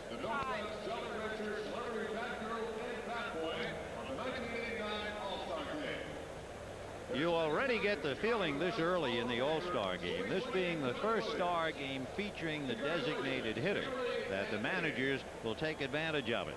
In other words, David Stewart pitched 2 innings and Nolan Ryan came right in, and Rick Russell went his inning, and now John Smoltz comes in. Russell went an inning and gave up 2 runs, 3 hits. Stewart went an inning, gave up 2 runs, 3 hits, and now they give way. From the Texas Rangers, number 21. Ruben Sierra, followed by Mark McGuire and Terry Steinbach. Interesting, too, with John Smoltz following Rick Russell. Line drive, base hit to right field for Ruben Sierra. John Smoltz, the youngest National League player, is replacing the oldest National League player, Russell.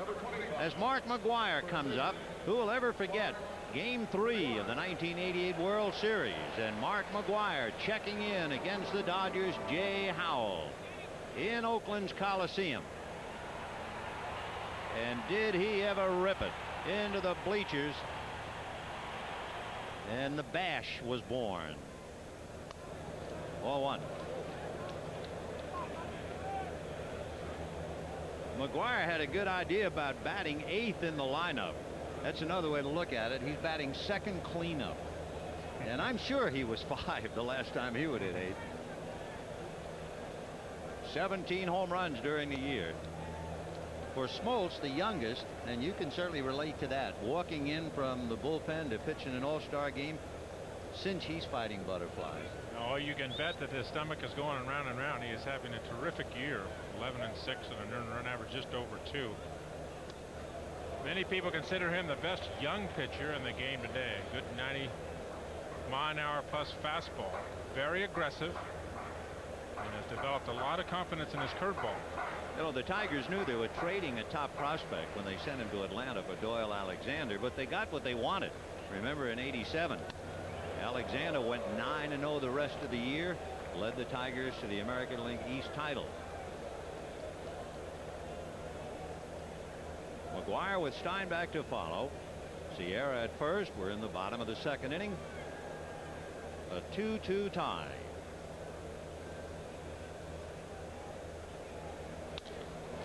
And that's hit in the air to right field up in that bright sun. Tony Gwynn, who had his glove stolen yesterday, the glove he was going to use in the game, using another one. He's got a couple of gold gloves anyway, and he's breaking in a new one today. Looks like it's brand new, too. Boy, those players hate to usually lose their gamers. Yeah, they become very special. He left it in the dugout yesterday to go out and take batting practice on. When he came back, adios glove. Shame on him. Here is Terry Steinbach, the only player in history to hit a home run in his first at-bat in the major leagues and hit a home run in his first All-Star at-bat. Came back from a serious beating, and you can see he wears that protective covering to cover the left side of his face. 0-1.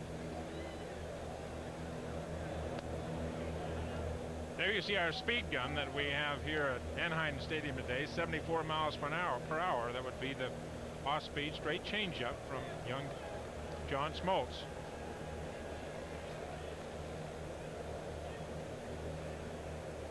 Steinbach in '87 platooned with Mickey Tettleton, and now drives one into right center for a base hit. Big hop.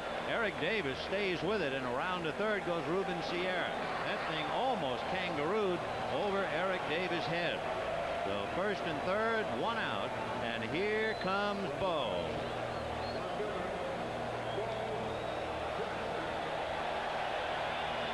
If you wondered, as I did, what is his name besides Big Bad Bo, it is, for the record, Vincent Edward Jackson.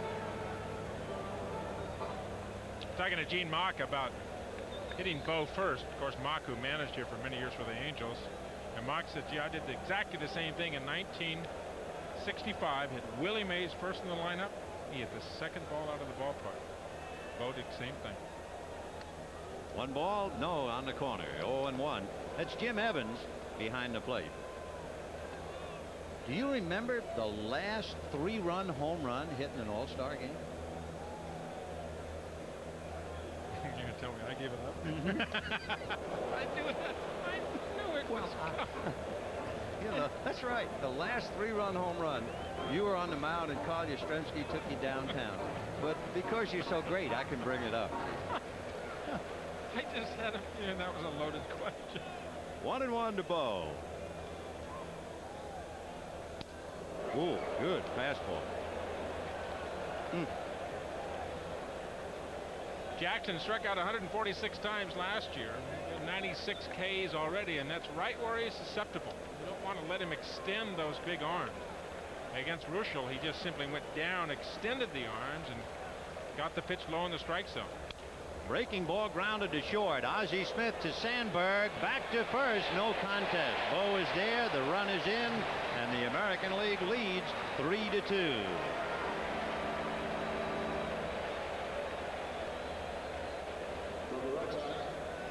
The National League may be the team that is known for their speed, but Jackson is the one on the American League squad that gives them the idea of a ball club that can really run. He can run as well as anybody on the field out there today. He was fooled on the pitch, but with his speed, he winds up picking up an RBI. And here's Wade Boggs, who takes a strike. 0-1.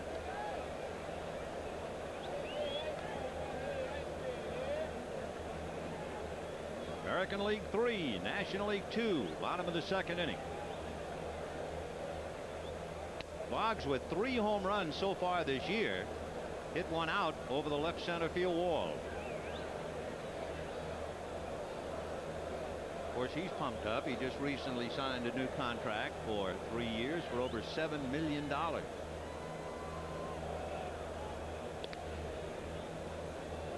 good left field hitter, Wade Boggs. He's played Pepper with the Green Monster in Boston, and Davis is playing him straight away. Usually they will defense him more to left field, try and give him no big holes in the infield. There goes Bo, and Santiago throws it into center field, and Jackson is on his way to third.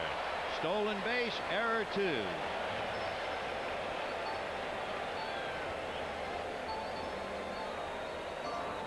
Benito Santiago, who the last count I had threw out 8 runners while on his knees, did not even get it in the neighborhood.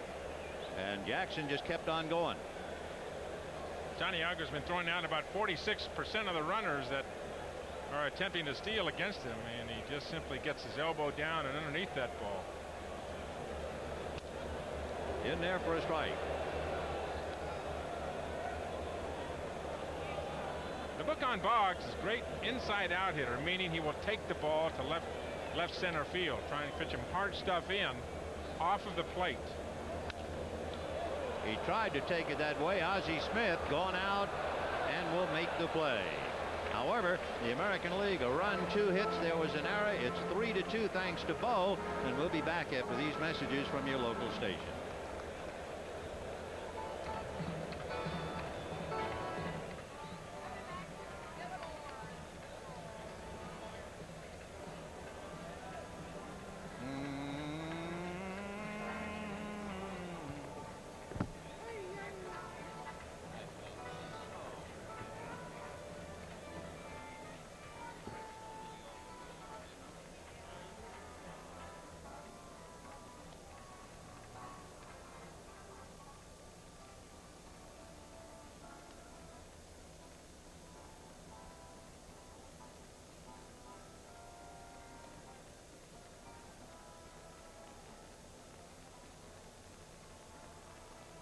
Hello, Flipper.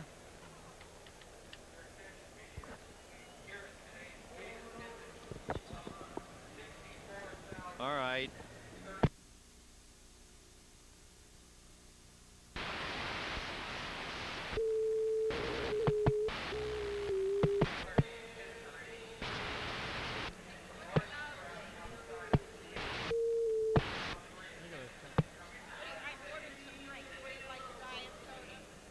Tremendous thrill to share a few precious moments with a former president of the United States.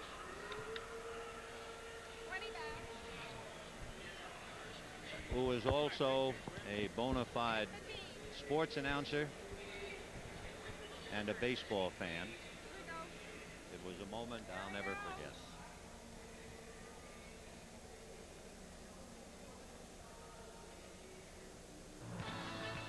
The 1989 All-Star Game is brought to you by the Heartbeat of America, today's Chevrolet, the official choice of Major League Baseball, and by The Abyss, a new movie from the writer and director of Terminator and Aliens. Anaheim Stadium, the home of the California Angels, and from our blimp looking down at the controls of Columbia, Captain Joel Chamberlain from Norwood, Massachusetts. And by the way, this is the 26th year a Goodyear blimp has carried a TV camera for the All-Star Game. Nolan Ryan will be working to Tony Gwynn, Will Clark, and then Kevin Mitchell.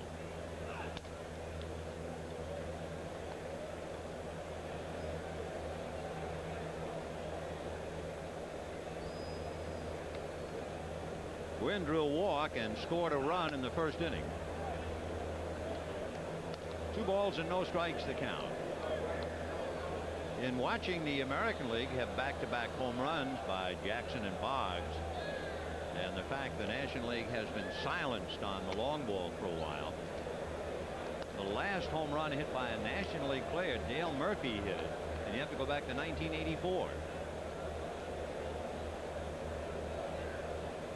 3-0. In for a strike, 3-1.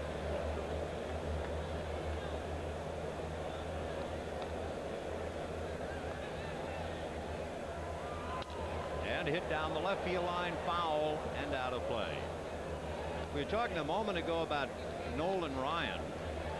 And when you realize how phenomenal he is, at 42, he is still a power pitcher. And we're talking about Roger Clemens and Dwight Gooden as fellas with sore arms and throwing more breaking balls, etc. And he is phenomenal. Continues to throw the fastball very effectively. He has added a changeup, which has made the longevity more effective. Chopper over the mound, off his glove, deflected to Julio Franco, and the throw not in time. So just off the glove of Nolan Ryan, and Julio Franco unable to short hop and get him. And Tony Gwynn gets a leg single. Nolan is a guy that used to go out there and he would tell some hitters what was coming. I mean, he threw that hard for a long period of time in the middle of his career that he could just tell people what in the world was coming. They couldn't do anything with it. That ball just off his glove, and his teammate with the Texas Rangers not enough to get Tony Gwynn, who runs very well. Now you have Will Clark, who grounded to first in the first inning against Ryan. On the corner for a strike, 0-1. Clark was talking about when he was in college and played at Mississippi State, and how he played against Bo Jackson at Auburn baseball, and there was a throw into the runner, and Jackson was the runner, and Clark said, Jackson hit me and I wound up in the dugout. I have never had my bell rung like that, and I don't play football. I saw Jackson in the Kansas City clubhouse. He was getting some treatment on a leg, and he's the biggest, most compact, thickest baseball player I've ever seen. Down at his feet, and Clark pulls him out of the way and takes a header. Nice save by Terry Steinbach to keep the tying run at first base. Very good competition here between Nolan Ryan, Clark, and Clark. Clark likes to dive into the ball, has a big long swing. Look on him, you would think with his long swing that you'd be able to throw the fastball by Clark. But once he gets the bat to the strike zone, it's extremely quick. He starts a little bit early. We've talked about him before, and he reminds you so much of Stan Musial, not how he sets up, but what happens with the bat once he starts it and gets it to the hitting zone.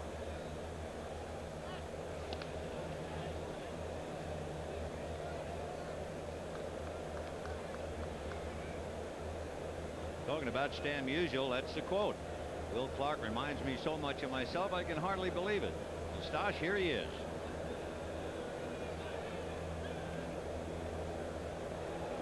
There it goes. He stole 27 during the regular season, so he's an excellent base runner and base stealer. That means the National League had the double steal in the first inning, and they've already stolen 3 bases now in 2 innings plus. The National League will use their running game. They have the kind of home run power supposedly that the American League has. And Tony Gwynn, for a big man, can run extremely well. 27 out of 37 during the regular season so far. So the tying run at second base, nobody out in the 3rd inning. Will Clark trying to pick him up, and then Mitchell and Davis to follow. Clark comes up empty, and down he goes, 1 away.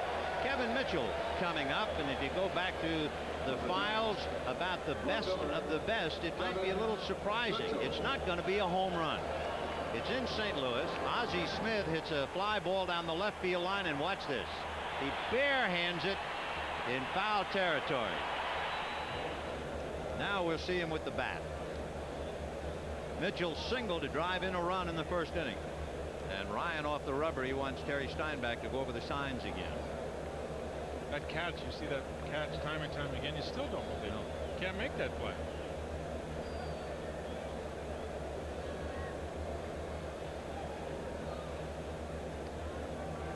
Three to 2 in favor of the American League. 0-1 to count to Kevin Mitchell. Mitchell has exploded. When you look at his 31 home runs, 22 of them have come in very short spurts, just totaling 26 games. The point being that when he gets hot, he's explosive. 6 in 6 games, 7 in 6 games, 4 in 3 games.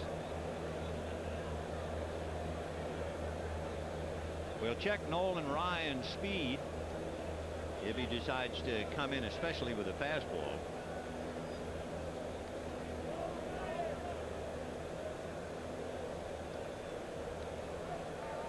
And 1.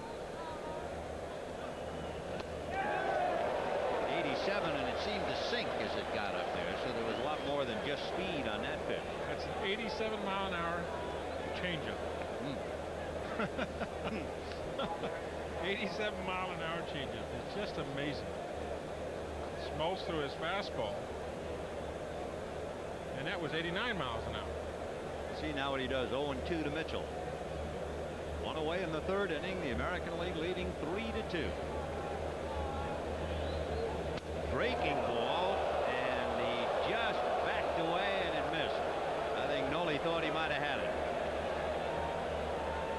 One of the great things about Nolan Ryan has been his knee buckling curveball.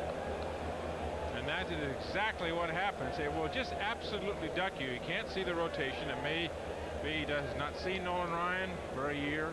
It could be the light here at this time of day in Anaheim. The ball just at the top of the strike zone or above the top of the strike zone, and Jim Evans called it a ball. Breaking ball missed. How good were the 1986 New York Mets? Well, look at it this way. Kevin Mitchell and Howard Johnson, who are two starters on this year's National League All-Star team, were backup players to Ray Knight in 1986. A shot just foul down the line. Jerry Crawford of the National League right there to call it. We have a group of veteran umpires, and they're stars in their own right, and they should be saluted. Jerry Crawford, 12 years. Terry Cooney of the American League at second, 14 years. Bob Engel of the National League, 23 years of service. Jim Evans of the American League, 17 years. John Hirschbeck on the left field line, 5.5 years. And Jerry Davis of the National League on the right field line, 5 years. Nolan was trying not to give Mitchell a fastball to hit. This is a changeup on the inside part of the plate. Mitchell's right hand comes over the top and just hooks it right at the very end. You can see Jerry Crawford enjoying every moment of it. You're exactly right. And these umpires love it. They love doing the postseason work and the All-Star game for them as well. And it's just as big a thrill as the players. He gave that kind of a Baryshnikov call, didn't he? He certainly did. Probably practiced it last night. Left foot on the chalk. So Mitchell is still there, 2-2.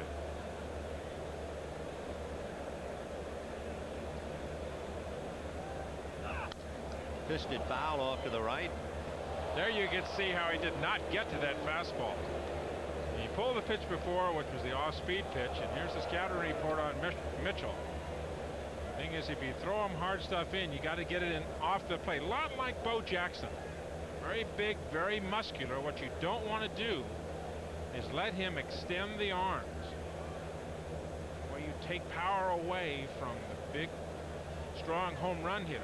Get the ball inside toward the hands and make them try to hit the ball and not have their arms extended. Make them break their, break their elbow joint slightly. Take some of the power away.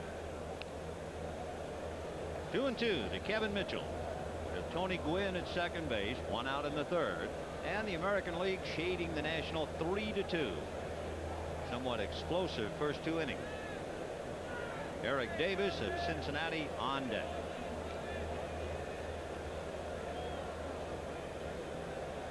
2 balls, 2 strikes. Got him. Off-speed pitch, and there wasn't anything he could do about it. There is a Nolan Ryan curveball. You hear about the Express. A lot of the press that Nolan Ryan gets is about his fastball, but it is the curveball that is absolutely devastating. He has such great stuff, curveball and fastball. You can't look for both of them. You have to look for one. Mitchell looking fastball here, gets the curveball. Great rotation straight down. He's just dead. Remarkable rotation because of the camera work. You could actually see the seams on that ball as we now have Eric Davis check in. That's a super slow-mo camera, and it's remarkable. Eric Davis hits one foul off to the right out of play. Eric Davis, and this typifies what goes on in the All-Star game. He had a clause in his contract about getting $55,000, something like that, if he is selected to the All-Star team. And then the discussion became, well, wait a minute, is it 55 being elected or selected? And the Reds announced, hey, we're not going to get into that. He's got the bonus. In the dirt, nice save by Terry Steinbach. But that does put a lot of heat on each manager, because there are a lot of worthy players who can't come, and no doubt they feel, hey, I've been cheated out of my bonus, my incentive clause. It's part of the selection process, part of having 28 players. There are a lot of players, and you see Tony La Russa looking at all of his lists, both national and American. A lot of players deserve to be here, aren't here. High fly ball, and it'll be slicing to right field, and Ruben Sierra will wrap it up. So Nolan Ryan leaves Gwynn at second base, and at the end of 2.5, 3-2 American.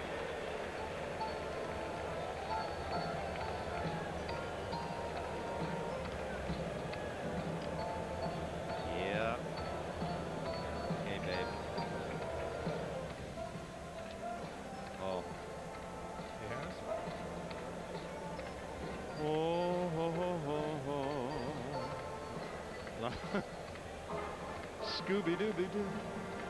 What are you going to show us? Sweet Lorraine. Who? Sutcliffe. New pitcher, Sutcliffe.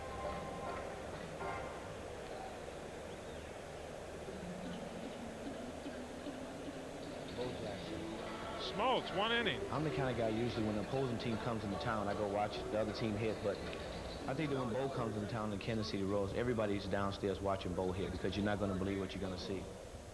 He's going to hit balls about 600 feet. It's something you've never seen before. It's incredible. So you really have to be there to see it. Yeah, okay, great.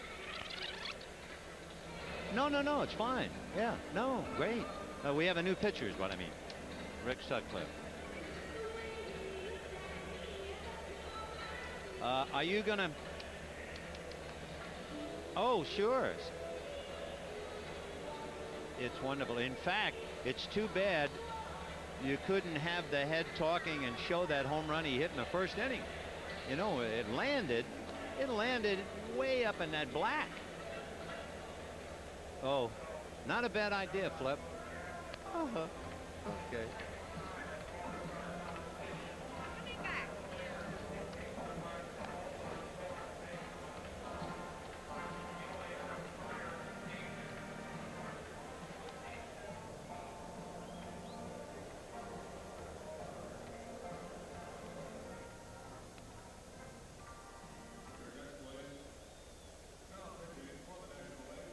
Bo Jackson. I'm the kind of guy usually when the opposing team comes into town, I go watch the other team hit. But I think that when Bo comes into town in Kansas City Royals, everybody's downstairs watching Bo hit because you're not going to believe what you're going to see. He's going to hit balls about 600 feet. It's something you've never seen before. It's incredible. So you really have to be there to see it. And fortunately, we were all here, including Kirby Puckett, who checks in now against Rick Sutcliffe. And promptly greets him with a base hit to left field. So Puckett, a line drive base hit against Sutcliffe. Now Rick Sutcliffe, when you talk about a late arrival, he is really late. Sutcliffe was in Missouri outside of Kansas City. He played golf yesterday. Last night at about 9 o'clock he got a call from Ned Colletti of the Cubs saying, you have been asked to substitute for the injured Mike Scott. And Rick said, well, that's fine. I'd love to come there, but I got one problem. He said, what's that? He said, I'm 6'7". What about my uniform? The pitch in the dirt to Harold Baines. So Mrs. Ned Colletti went to Wrigley Field and got his uniform, and Sutcliffe came without it, and he got the uniform about 2 hours before the start of the game. But he was delighted to be here, a former Cy Young Award winner who appeared in relief on Sunday against the Dodgers in Wrigley Field. And that's in the dirt, gets away from Santiago. Puckett to second base and holding.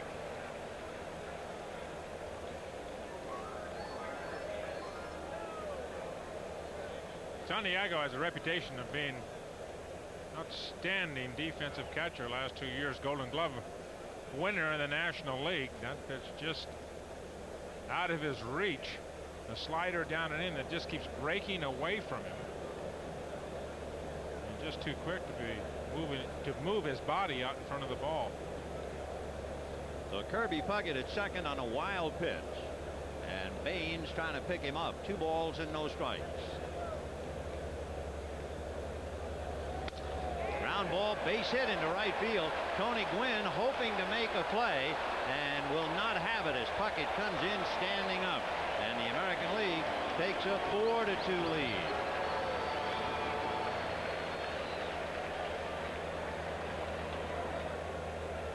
You may wonder why Mark McGwire is hitting 8th and why Harold Baines is hitting cleanup. The manager of the American League team, Tony La Russa, managed for several years in Chicago with the White Sox. One of his favorite players was Harold Baines. Tony is a romantic deep down underneath his managerial face, and in one way he's saying thank you to Harold Baines for all the work that he did for him when they were both with the White Sox. A very quiet man is Baines. He's played on a team which really has not contended but once in his 10 years in the majors. He's from the state of Maryland, and there is some talk in the American League that he would be eventually traded to Baltimore. Julio Franco trying to move him around. Franco singled in the first inning. A number up along third. Sutcliffe bare hand sets and gets him, and on the play Baines advances to second. So 1 out, and Cal Ripken will be coming up. You think the Tribune tomorrow will be talking about Harold Baines, the White Sox getting an RBI single off of Rich Sutcliffe, the Trib and the Sun-Times? I'm sure we'll have a box on that in Chicago. You know, when President Reagan was here, we were talking about Cal Ripken and the fact that his streak began in 1982, and the president was settling into his first administration. To really put it into perspective, maybe that seems like just yesterday to you. As time flies, that's just right. But here were some of the players who were still active when Cal Ripken started his streak. Wilbur Stargell, Johnny Bench, Jim Palmer, Louis Tien, Jim Kapp, Rusty Staub, and Tom Seaver. And they were all active when it began for him. Out away. Quietly becoming a senior member of the American League. I mean, a leader deep down with the number of games that he plays. Very intelligent player. His defense, outstanding defense at shortstop, is really more due to his intelligence than his, let's say, his natural ability, like a guy like Ozzie Smith would have. 20 home runs or more. The last 7 years, there only been one other shortstop's ever done that, and his name is Ernie Banks. 0-2. And a shot to the right side to Sandberg, who makes the play over to Will Clark, and Harold Baines moves up a notch to third base, and the batter will be Ruben Sierra. From the Rangers, right fielder Ruben Sierra, to many people in the country, is one of the great secrets. Not, of course, to the players and to the folks in Texas. They know he's a brilliant player. Free swinging hitter. The thing about Ruben Sierra that many consider him, along with Bo Jackson, the best young talent in the game today. Reminds a lot of people of a Roberto Clemente. Only Sierra will have more home run power than Clemente has. That's why he's wearing number 21 in memory of Clemente. Show you how young he is, or how durable Nolan Ryan is. Nolan Ryan is Sierra's teammate on Texas in the All-Star team. Nolan pitched his first professional game a few months before Sierra was born in October of 1965. Noli watching him with his good buddy Jimmy Reese. Jimmy Reese, sitting next to Nolan Ryan, was a bat boy for the Los Angeles Angels in 1917. He's had 7 decades in baseball. Nolan Ryan loves him so much that he named his second son Reese after Jimmy. And when Nolan got his 5th no-hitter, he sent the ball to Jimmy Reese. And of course, Reese in baseball history is always remembered as being Babe Ruth's roommate. It's a nice picture. You know what's so nice about that picture too? You would go into a town where Nolan Ryan would be playing. You know who you talk about? Jimmy Reese. And then you'd come out here to California, play the Angels, and you go over and say hello to Jimmy Reese, and you know who he talking about? Nolan Ryan. And it would never fail. That is a beautiful picture right there. Jimmy Reese, by the way, 83 years old.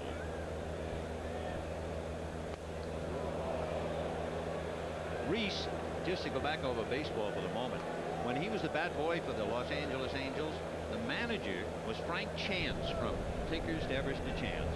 He played the infield for the Yankees in 1930 and 31, the Cardinals in 1932, and he spent 13 years in the Pacific Coast League. What a lovely man and what a wonderful touch. Ground ball wide. Clark has it off his glove, recovers, fires, too late. The run is over.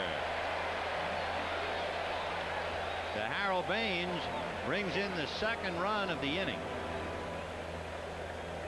And it will be ruled a base hit off Will Clark's glove, and an RBI for Ruben Sierra. Clark, known as a player that can do absolutely everything a little over-aggressive here. You could see how Sandberg was right in position to get the ball, but a very aggressive player, not only offensively with the bat, but defensively as well. Will Clark unable to come up with a ground ball off Ruben Sierra's bat, and now Mark McGuire checks in. McGuire flied to right field in the second inning. 5-2 American, and we're in the bottom of the third inning with 2 out. Kirby Puckett, the fire plug charger for the American League.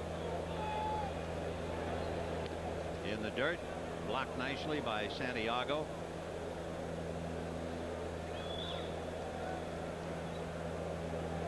Remember before on the pitch that was to Santiago's right there, that slider that he did not move on and allowed Puckett to get to second base earlier in the inning. That time he slid right out in front of him, keeping his chest right out toward the pitching mound, where the ball bounces right back out in front of him.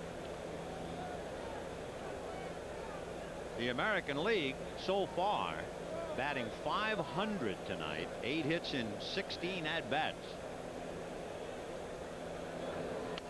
That's a strike. So Messrs. Russell allowed 2 runs, Smoltz a run, and Sutcliffe 2. There's Big Daddy, who was shocked, I mean, by the back-to-back blasts by Bo Jackson and Wade Boggs.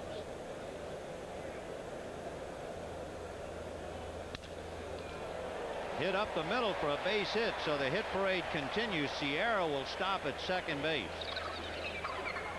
When Russell came into this game, you know, he was a sinker ball pitcher. He'd only given up 7 home runs all year.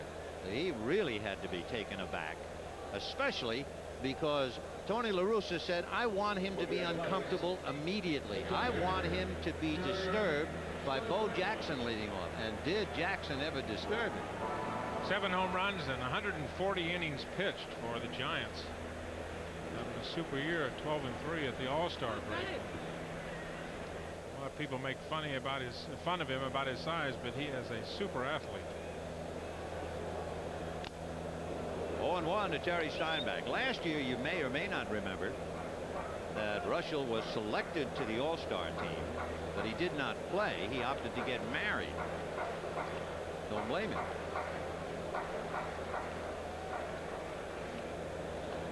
Rick Sutcliffe in some trouble. He has given up 4 hits in the inning. Breaking ball. You know the great thing about looking at Russell on the bench there? That's the way he would have looked if he got out and struck out the side. Oh, sure. He'd just sit there, just exactly what Rick Russell is. Calm and cool, nothing. Waver back and forth. Somebody said to him, don't you think it's really ironical that you and Stewart are pitching, etc., etc.? He said, I'm not into irony. Fly ball to right field, and Tony Gwynn wraps it up, and the inning is history. But 2 more for the American League, and at the end of 3, 5-2 American. Russell could be the loser. No.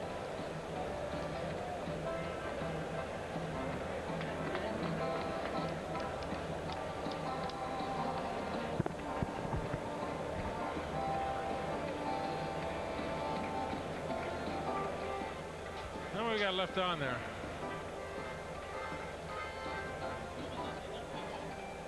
Huh? 2 left on. 1 in the first, 1 in the second, 1 in the first, 1 in the second. Just so I got it right. There's 1 in the first, there's 1 in the second, 2 in the third. Don't forget tonight on Later with Bob Costas. Bob chats with one of baseball's all-time greats, appropriately enough, Mickey Mantle. So be sure to watch the best in late night entertainment only on NBC. You guys are going pretty good. You get President Reagan, and Costas gets Mickey Mantle. The boys are having a good night. And the world gets Mark Gubicza. So it's been Stewart, Ryan, and now Gubicza in the 4th inning. And the big right-hander will be working on Howard Johnson, Pedro Guerrero, and Ryan Sandberg. So Gubicza becomes our 6th pitcher, and we're just starting up in the 4th.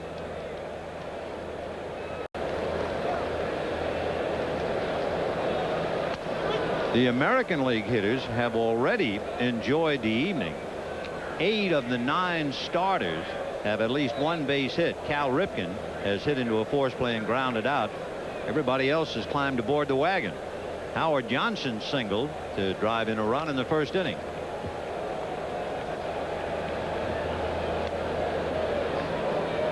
Davey Johnson talking about Howard Johnson. Our season, more or less, has been a Howard Johnson highlight film. And you bet it has been.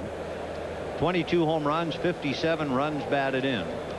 And in his own words, as Howard says, I firmly believe it, I'm the best third baseman in the National League. Chopper foul outside of first. Some talk that he may be the best shortstop in the National League. He's talking about they may move him to shortstop for offensive reasons. Obviously, there's talk of being unhappy with Elster swinging the bat. I think that would be a mistake. He's a great offensive player. Going to play third and be comfortable for you. And going to be in one position, concentrated on his offense, and just concentrate on the defense at third base. If you joined us a little bit late, the National League started out as if they're going to run away with it. They had 2 runs, 3 hits. They pulled off a double steal. But it has been all American League since then. Mark McGuire picking that one nicely, 1 down. In the bottom of the first inning, a tremendous home run by Bo Jackson. Not that it's 404 to center. That's far enough. But the Bo, Vincent Edward Jackson, hit one up into the black background of the second deck in center field. The black background that they use to furnish as a background for the hitters. I don't know where that spot would be. 450, I don't know. What a shot. Strike to Pete Guerrero, who flied to left field in the first inning. Might have had himself 2 RBIs if the fly ball falls, but the ever-present Bo Jackson was there to pick it off. Good fastball. You can be fooled by looking at Gubicza's number. I mean, numbers in the sense that he is only 8 and 6, but an earned run average of just over 2.5. Maybe the best slider in the game today. Very, very hard slider. Good fastball, has become very effective. 20-game winner last year when he decided and learned that he didn't have to throw everything 800 miles an hour. He should just try to muscle everything. Fastball, slider, he tried to muscle it through the strike zone. He has been a workhorse for the Kansas City Royals and much more effective since he is starting to make that transition from thrower to pitcher. You know, you talk about a workhorse. Today, if a pitcher works 220, you figure he's working a lot. Gubicza might be the throwback type and go 300 innings. There was that slider and a check swing by Guerrero as the ball exploded, and he fouled it away. Gubicza throw the hard stuff inside, and there you can see the slider very tight. Guerrero trying to catch up to it, and just enough to foul it off. 3-2 the count to Pete Guerrero. For Guerrero, it shows you what will happen if you change ballparks and change teams. It's a big difference playing in the airport that is Busch Stadium. In 1985, you may remember, he set a National League record by hitting 15 home runs in the month of June. He didn't hit any home runs in June this year. Ground ball to Boggs.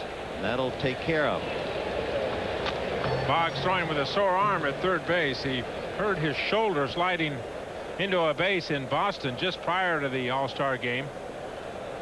Had an injection in his shoulder to try and relieve some of the discomfort before he came here to Anaheim. And he says, I just hope it heals enough. In a couple of days I can make some throws. You can see him almost short arm the ball. Does not want to extend it.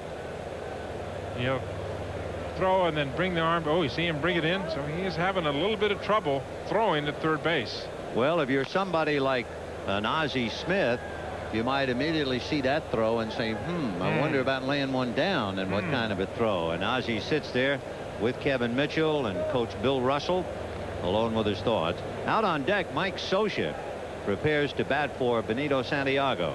So we'll see if they try to put some pressure on Boggs at all, but this has become a slugfest anyway.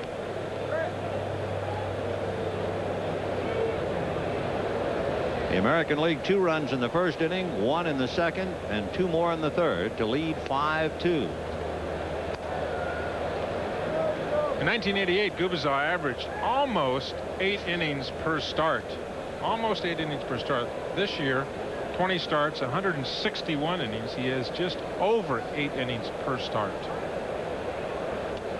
Fastball missed. 2 balls, 2 strikes to Ryne Sandberg, who's been the Cubs' second baseman since 1982. He's been something. He's had at least 600 at-bats in 6 of his 7 full years, which means he gives you a hard day's work every day. One of those players that doesn't say much, and very quietly just keeps adding on the numbers. The only time he went on the DL, a very close play at first base in Busch Stadium in St. Louis, and he extended himself to beat the throw, hit the bag awkwardly, sprained an ankle, and had to go on the DL. Only time. 2-2. Oh, the breaking ball got him. He gave on it, and that hard slider nailed him. Toughest pitch in the world at this time especially, and the National League is gone in order.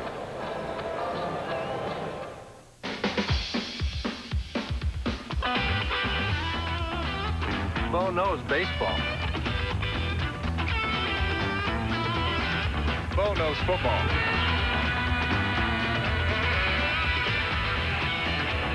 Bo knows basketball, too. Bo knows tennis? Bo knows running.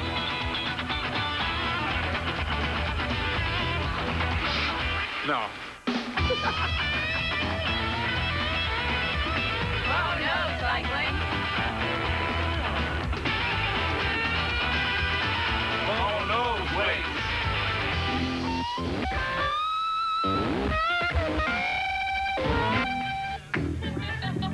Bo, you don't know diddly.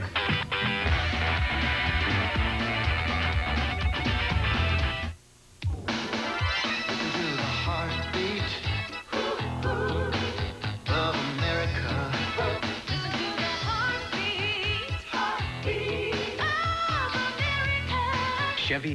Right. Now catching for the Los Angeles Dodgers. Okay. Number 14. Sorry. And here are the pitches. Now pitching from the Montreal Expos, number 44, Tim Burke.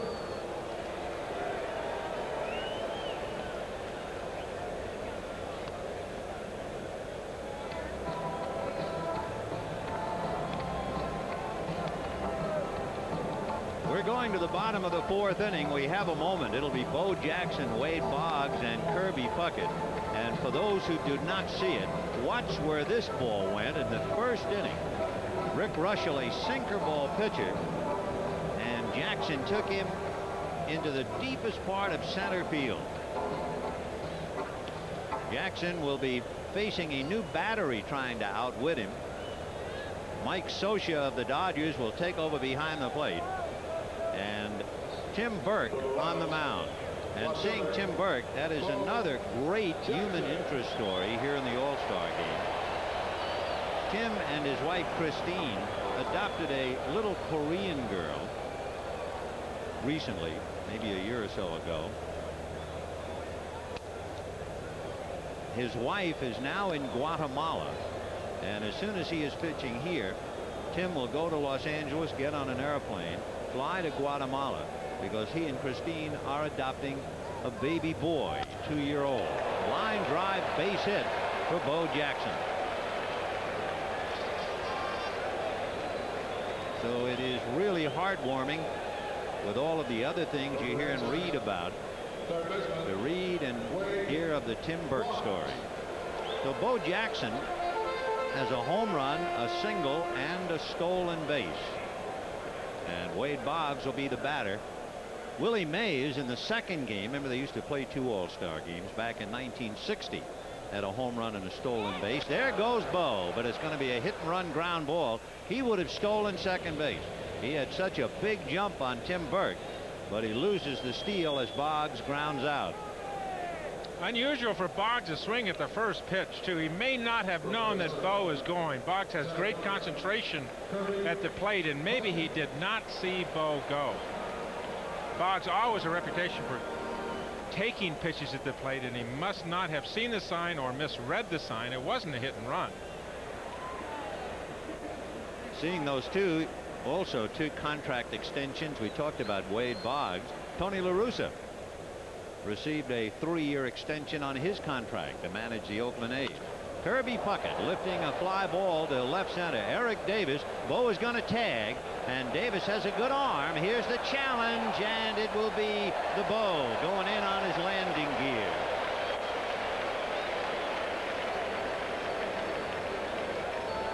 So Jackson singled, took second as Boggs grounded out. Takes third on Kirby Puckett's fly ball. And Harold Baines will be coming up. You know, we talked about before the game about whether players really care, if it means something to them. Is it a game they'll hustle in? Look at this. This guy has been all over the field. This is a stage and he can show his talents, and he is certainly doing it tonight.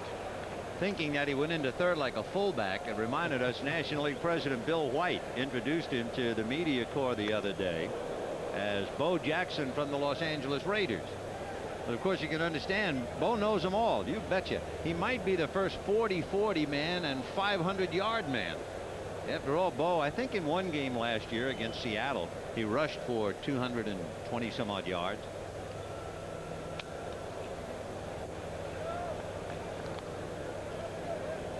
Harold Baines hit back to the box in the first inning, single to right field to drive in Puckett in the third. So Baines 1 for 2.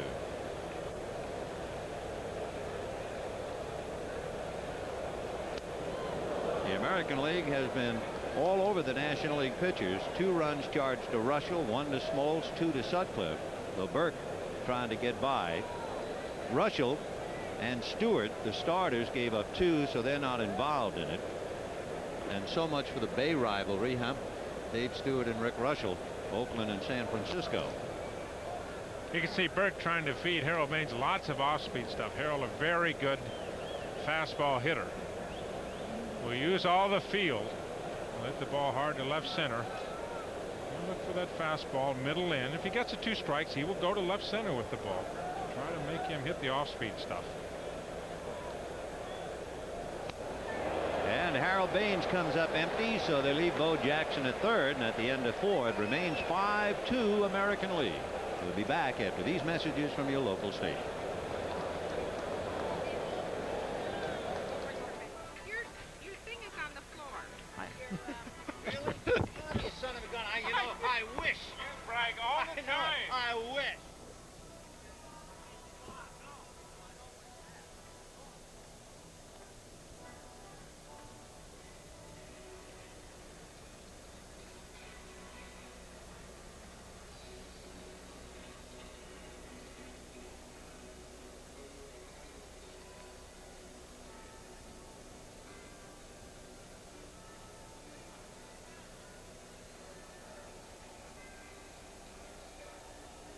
Gaetti.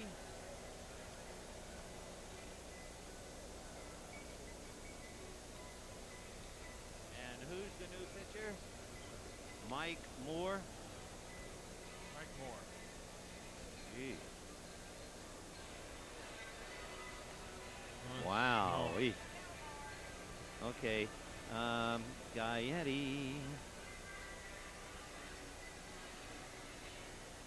Look at him. Look at this. Look at this. Do you think he doesn't care?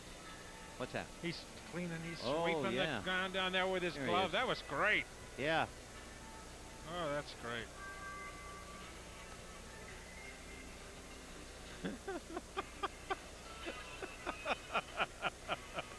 That's a great shot. Flip. You think he doesn't care? No. No. He's from Brooklyn. You can say anything you want.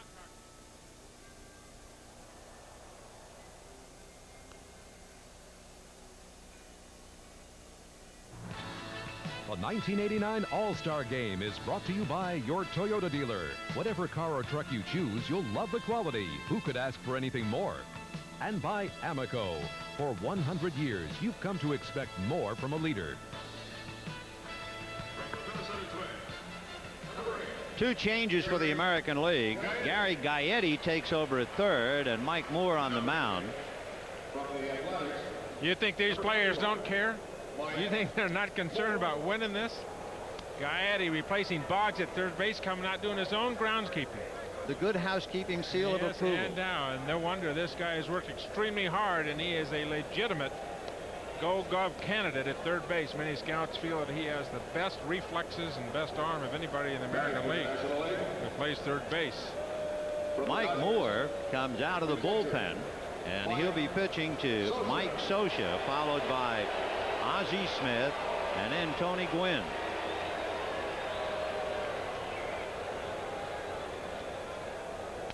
Fastball strike. Interesting turnabout for Mike Moore. He was 30 games under 500 in his Mariners career, and it ended when he signed with Oakland as a free agent.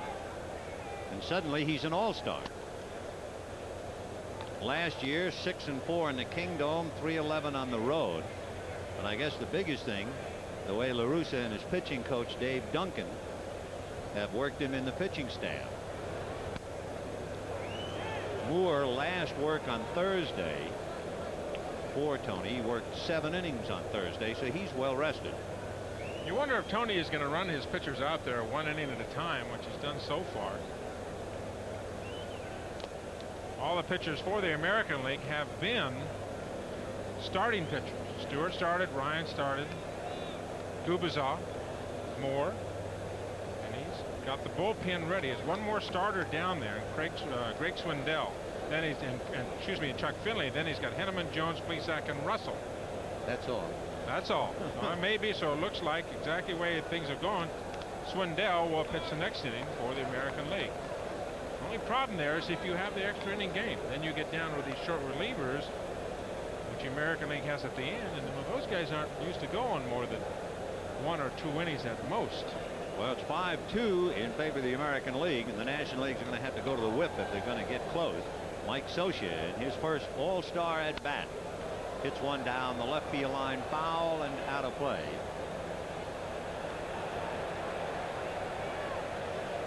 Sitting quietly, one of the premier relief pitchers, Doug Jones, and look where he's decided to sit, far from the madding throng. That's a great job. Isn't that something? I want to be alone. 3-2. A slicing fly ball to left. Bo Jackson is there. Ozzie Smith will be coming up with 1 out here in the 5th inning. And certainly you may remember Game 5, 1985 National League Championship Series. Tom Niedenfuer of the Dodgers, and St. Louis set on its ear.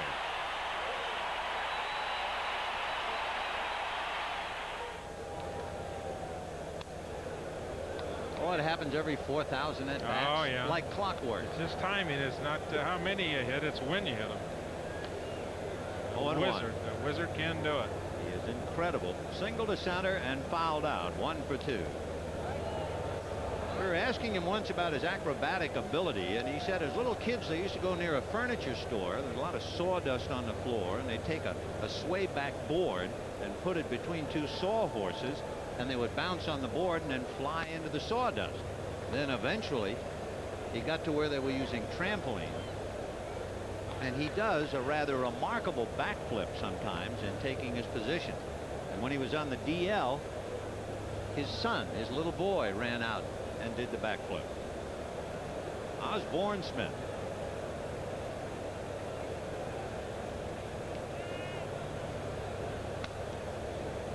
You ever tried one of those backflips? Oh no, thank you very much. Have you ever thought about it? No. No. 2-2. All I do is see pain. I think I do. Big breaking ball down at the ankles. So 3-2.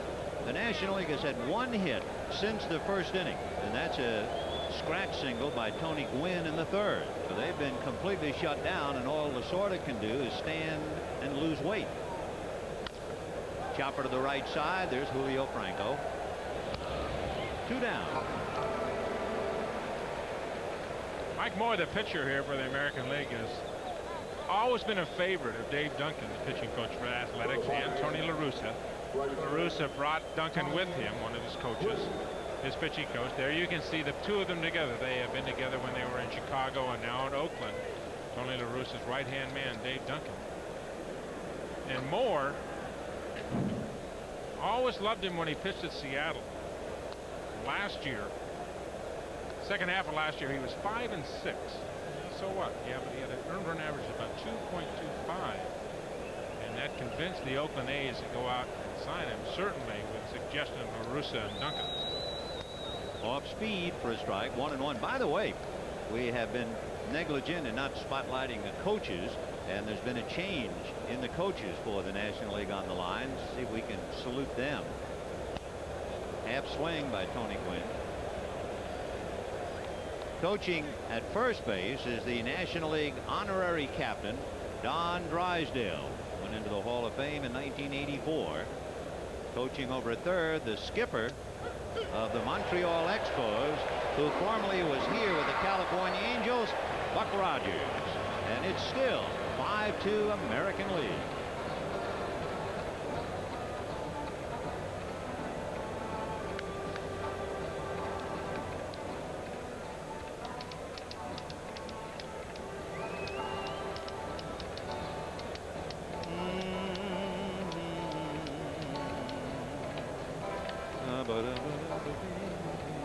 Flipper. Are you doing those okay? Are they reading well, the bests? Yeah. Yeah, you're right. We're going to start seeing some changes here pretty quick. Yeah, Glenn Davis at first.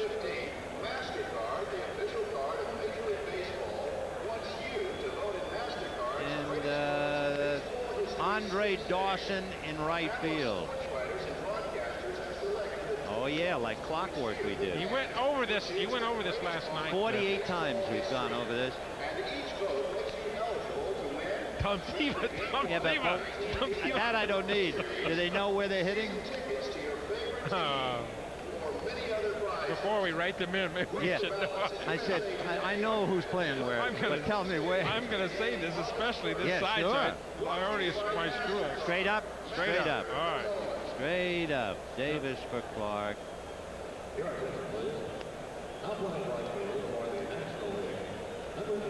And Dawson in right. Who's playing right? Dawson. There he is, right there. There he is. Yes. Okay.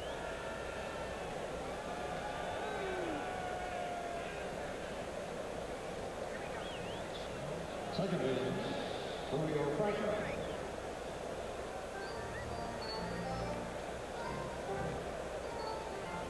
The sun is shining on the American League right now. We're in the bottom of the 5th inning. It is 5-2 American. Several changes for the National League. Glenn Davis, the pride of Houston, picks up for Will Clark. And Andre Dawson, a great right fielder for the Chicago Cubs, will now pick up for Tony Gwynn. Tim Burke, who pitched the 4th inning, gave up a base hit and nothing else, working on Julio Franco, who singled and hit back to the box.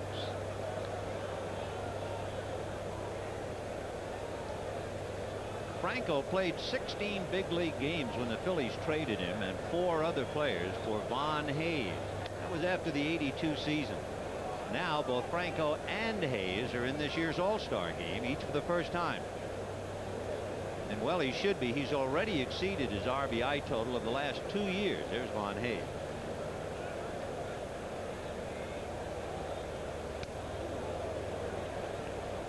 For Franco, somewhat of an unorthodox stance. It should also be noted he's the first member of the Texas Rangers to start in an All-Star game since Richie Zisk, and that goes back to 1978.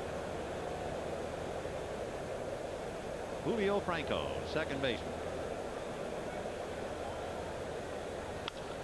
Hit in the air and slicing to right. Dawson, who has collected a room full of gold gloves, makes the play. 1 out. The shortstop, Cal Ripken Jr.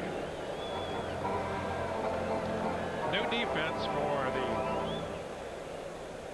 National League club, and the new changes coming in, Dawson Davis and Sosha.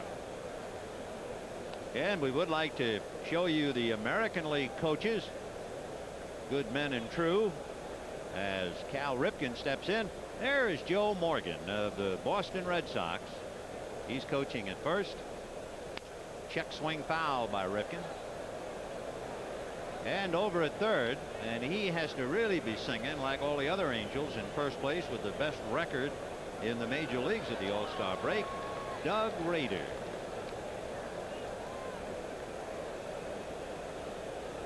In a sense, when you talk about Rader and the Angels leading, certainly 3 of the 4 divisions have been surprises. Slicing drive, a base hit, and Dawson can only knock it down, and Ripken is into second base with a double.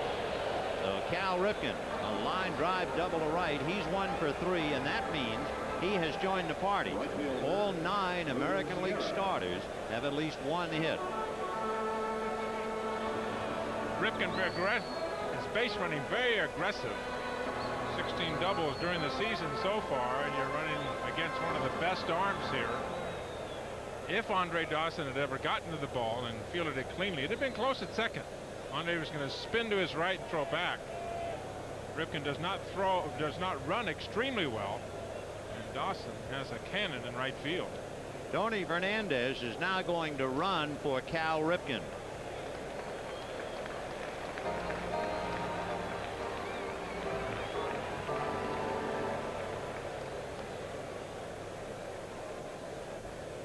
Ripken with a double down the right field line. Do almost everything in the game, and his speed is just average. And once he gets to scoring position at second base, Tony La Russa puts a little speed out there in Fernandez. A runner at second, 1 out. Ruben Sierra, switch hitter, and he is 2 for 2.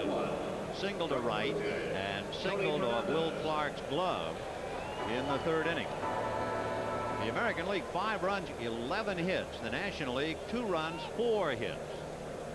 For the National League, they've had 1 hit since the 1st inning. They have been dead in the water, and the American League keeps getting men aboard. Little roller up along first to Glenn Davis. He'll take it to the bag, and moving over to third is Fernandez.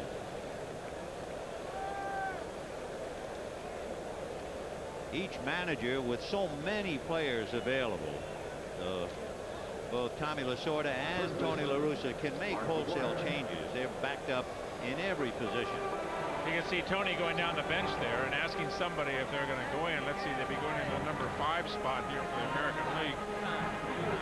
Probably for Franco. This looks like where Tony was riding. And Don Mattingly reaching up.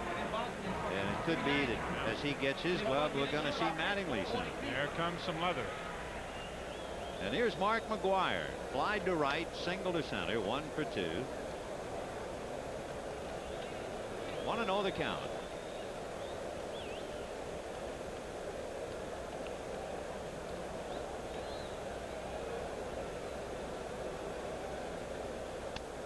Fastball. 2-0. Tim Burke was the setup man for Jeff Reardon at Montreal. He's 17 saves so far this season. Not enough now in this game. We have some of the closers, and they went through their education process and were setup men. And a box to the short, and up with it is Ozzie, and the throw is just in time to get him.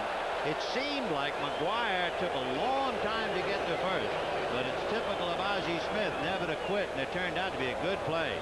Out of the glove, but he still has an arm left, and McGwire must have felt it was more than what it was to get to the bag.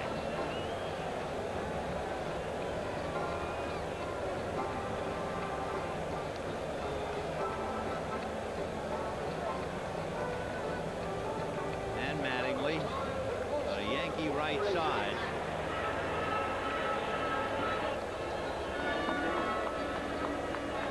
Okay, Sachs in, Mattingly in.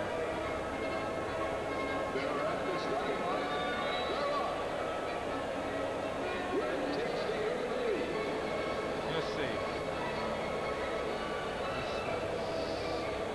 Sachs is gone. Mattingly's gone.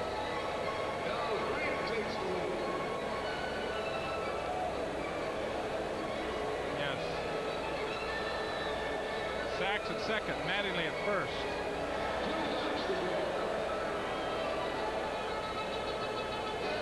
Feel the same. Huh? Yeah, but he was in. He ran. That's right. Okay, Sachs, he ran. Mattingly, Fernandez. What, Ricky wants to do it again? Wow. Mattingly is in Franco's spot. Second base for the American League. Number 6, Steve Sachs. Sachs batting 8th. From the New York Yankees, Don Mattingly. No. And Fernandez ran and stays in at short. Yes. Tony Fernandez. Hey, what an idea. What about Wimbledon? Oh, good for you. Good for you. I love it. I love it. Golly, yeah. Okay.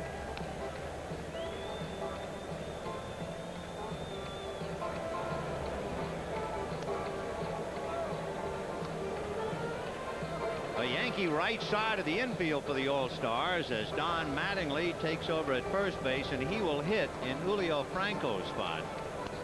Mattingly at first. Steve Sachs will take over at second base. He will bat 8th in Mark McGuire's spot. Tony Fernandez, who ran for Cal Ripken, stays in the game and plays shortstop. And we have a new pitcher, and that would be Greg Swindell. So Swindell, a left-hander. Last year, you may remember, he started out 10-1. Then he didn't win another game for almost 2 months. And he finally, and ironically, got that 11th victory last year right here in Anaheim. Well, he's been a lot more consistent this year. Started 2-0, had no decisions in his next 3, but then he's picked up a couple of starts without a win. So he could be Cleveland's first 20-game winner since Gaylord Perry 15 years ago. He'll be pitching to Glenn Davis, Kevin Mitchell, and Eric Davis. Late and fouled it off to the right upstairs. 0-1. He has great control for a young pitcher. Swindell does. 1988, he pitched 240 innings, walked only 45 men. And that's really pretty good. That's just less than 2 per game for a young pitcher. That's great.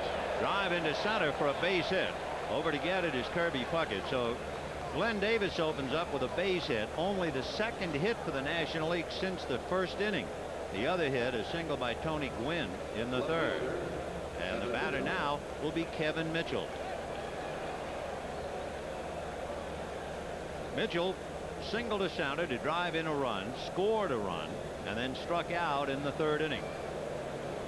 That was that great curveball that Nolan Ryan got him looking.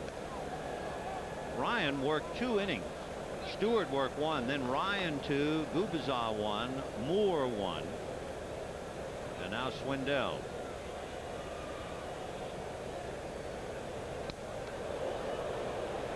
One and 1 to count to Kevin Mitchell. The American got back-to-back home runs, down 2-0 in the first inning to tie it up, and they have really been in control up to now. And we're in the 6th. Mitchell, 17 intentional base on balls this year. One of the criticisms when people talk about the San Francisco Giants is they don't have anybody swinging the bat behind him. Mitchell, of course, is right behind Will Clark. And Clark right in the catbird seat, and you hear talk all the way around baseball about the Giants making a deal to get somebody to hit behind Mitchell. I was just thinking he can turn on that answering machine again, Ken Clark, because the thrill is gone for the remainder of the game anyway. Sitting there with Tony Gwynn. 2-2 to Kevin Mitchell. Good fastball, and that had followed an off-speed pitch.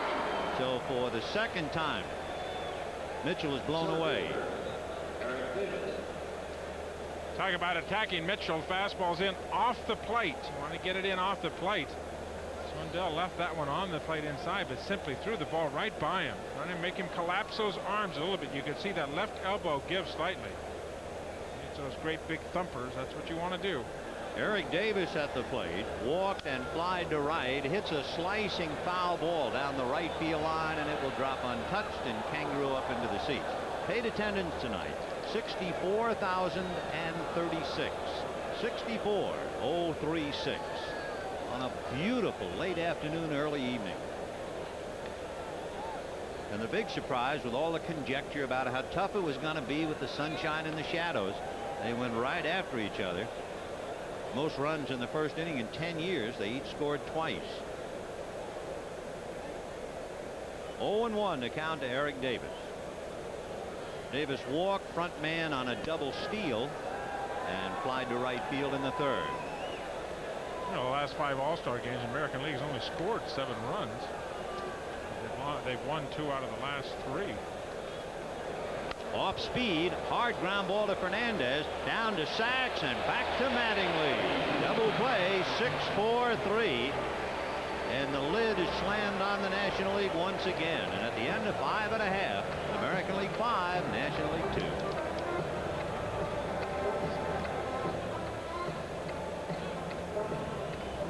Could I do some housework here, Vinny? Yeah, what would you like, pal? Gubazov. 1 strikeout. Gubazov, 1 strikeout. No walks. Nothing. Moore, 1 strikeout. 1 strikeout. Nada. Swindell has 1 strikeout. That's right. National League. 2, 3, 4. 2, 3, 4. I'm missing a pitcher here. 2. National League in the 4th inning, Burke had a strikeout, and that's the only American strikeout. Let's check. Do something here about Mark Davis.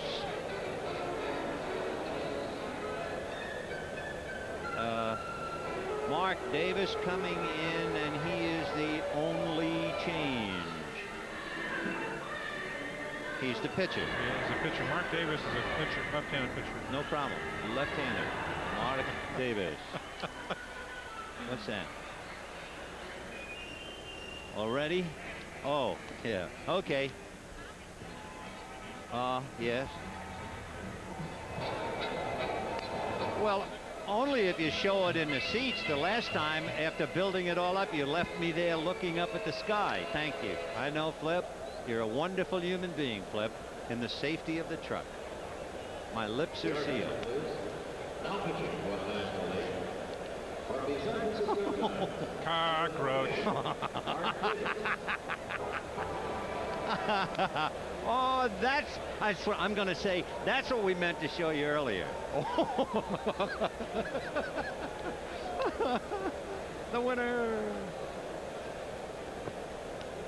Yeah, okay. Whatever you say is terrific with me. But we'll start with Mark Davis.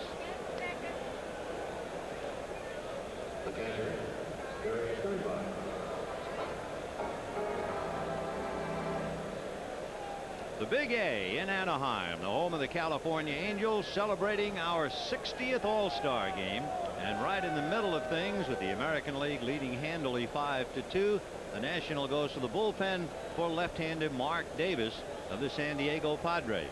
He wasn't yet a closer when he was included in that big 7-player deal 2 years ago, in which Kevin Mitchell went to the Giants. But boy, he has become one of the strong pitchers in the National League. Ground ball to Sandberg. He has to wait for Davis to get back to the bag. 1 out. We alluded to Bo Jackson's home run. If you didn't see it, it was really worth seeing in the first inning. And it illustrates just how far he can hit a ball. Now look where this thing goes. Not just over the fence. Way up in there. He keeps everybody in a scramble. So here he is. Jackson, the home run. He had a stolen base in the second inning, and for good measure, a base hit to right. And that was in the 4th. He's been on base every time he's been up there in the 1st, 2nd, and the 4th inning. You see the size of his arms, and somebody is finally throwing him some off-speed stuff. Davis, maybe the best curveball in baseball today. Yeah, I think you agree. Yep. Certainly in the National League. And can throw that heat. Now, he threw that ball right by Bo Jackson out over the plate, and that's right where Jackson likes to hit the ball. And he's several home runs to right field. Good curveball to punch him up.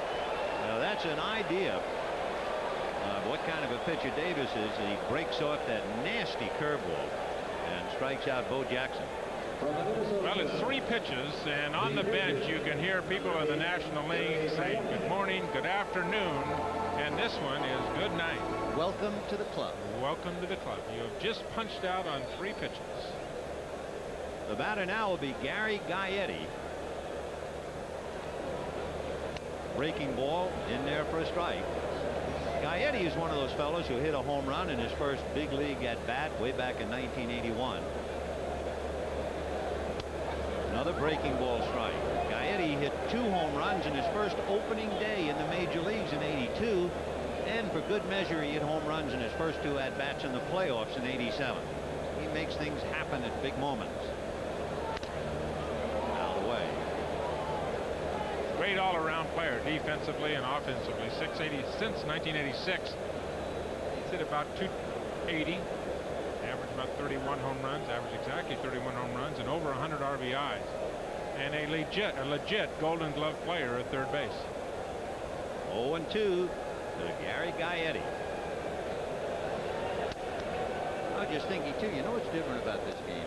No Dave Winfield. It's the first time we haven't seen Dave Winfield in an All-Star game since 1976, and no George Brett.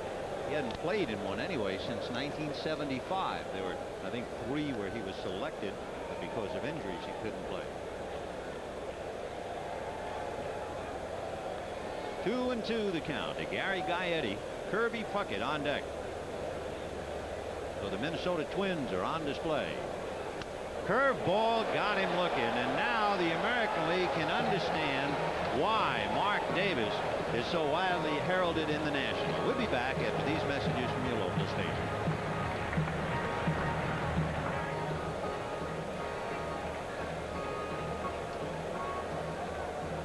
Oh, the best. The best. I've seen him. Oh, let me tell you, the best. The best. Yeah, and nobody, no left-hander in the league who can curve you like him. None. Woo! Yeah. Hey, that is some curveball. No. Swindell pitching again. Flip. Disclaimers are my life. I love it.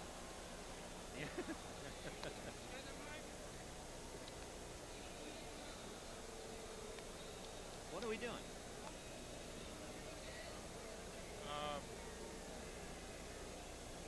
Yeah. Uh-oh. Tettleton behind the plate.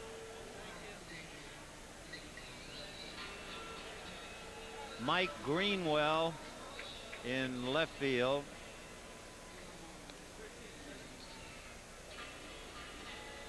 What did he miss this? What was that? 7th. Oh, Devon White.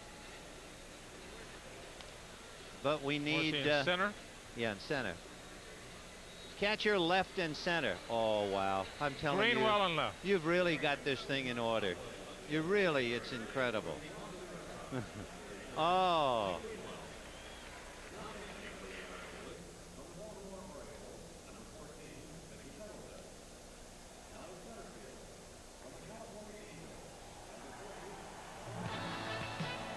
The 1989 All-Star Game is brought to you by Mitsubishi, bringing you the Eclipse Sports Coupe. See it at your Mitsubishi dealer.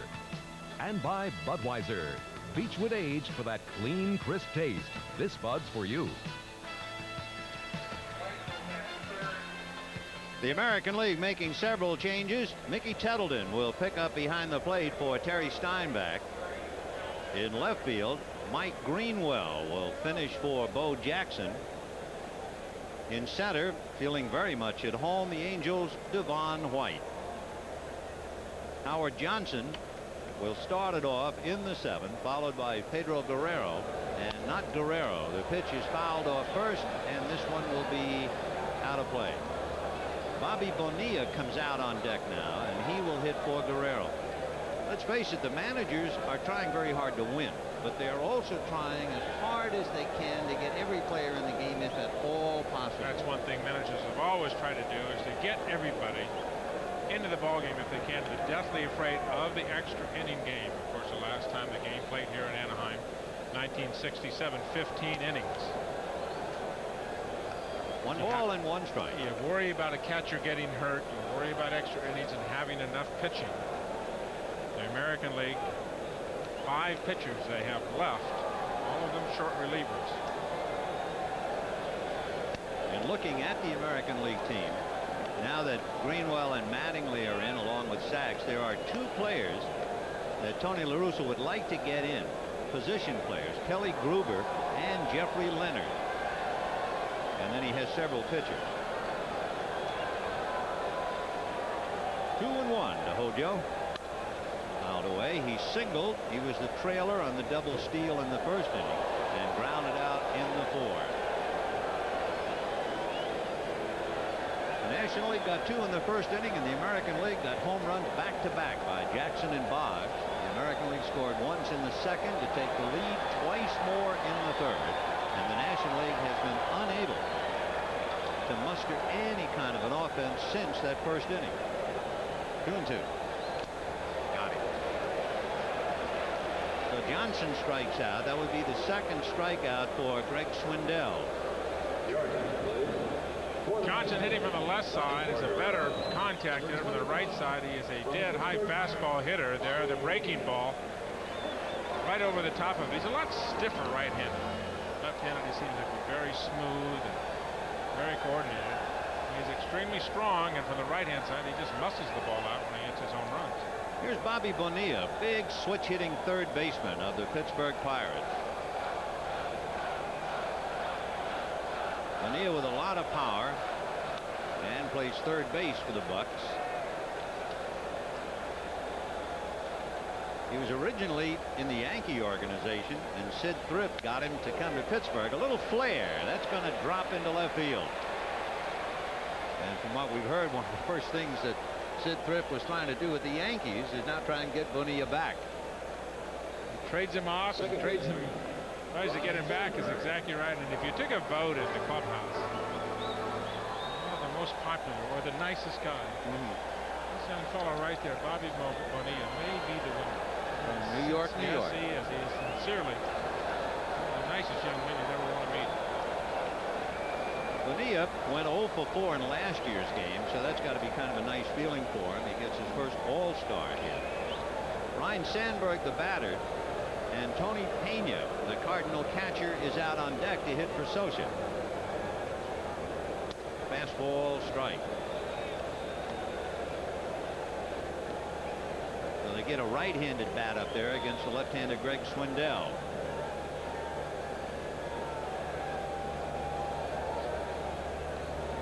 Change stayed up.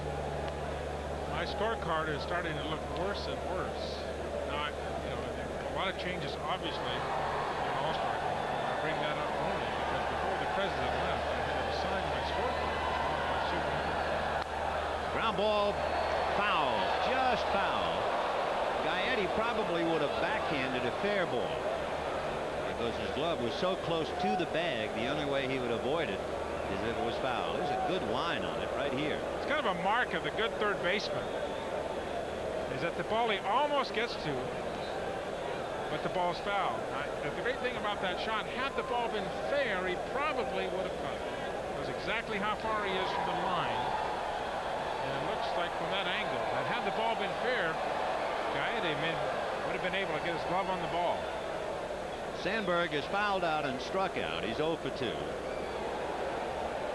Fastball and foul tip and held.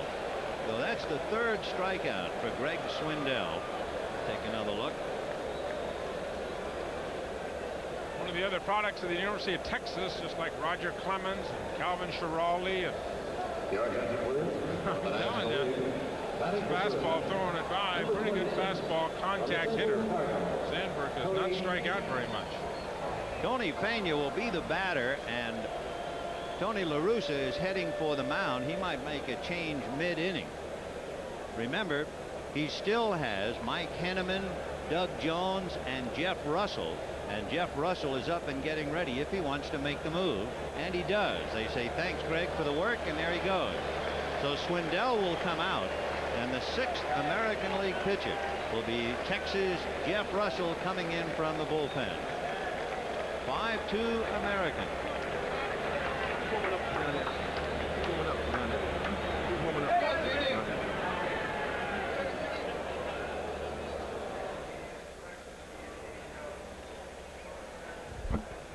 Okay, no lead in.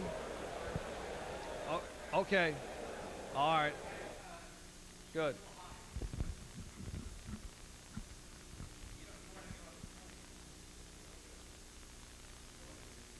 Yes. Okay, that's the first question. Okay, they're not going to show it. Yeah.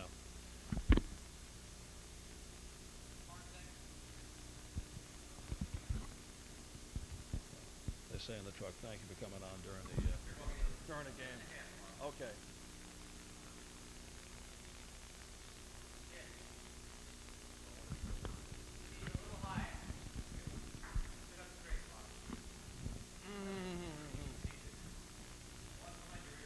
Yes, thank you very much. Thank you.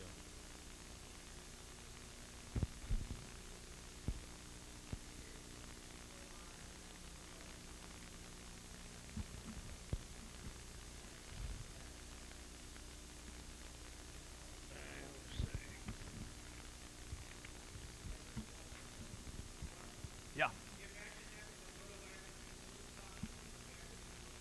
Okay. Okay.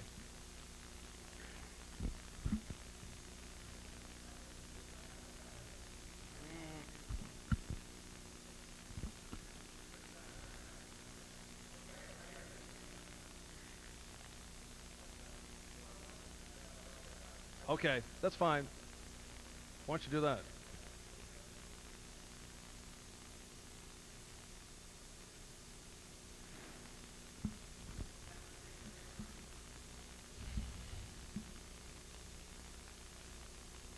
Yeah.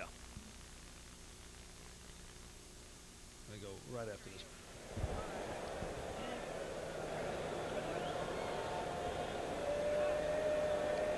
We're ready now as Jeff Russell comes in to go head-to-head with the pinch hitter Tony Pena.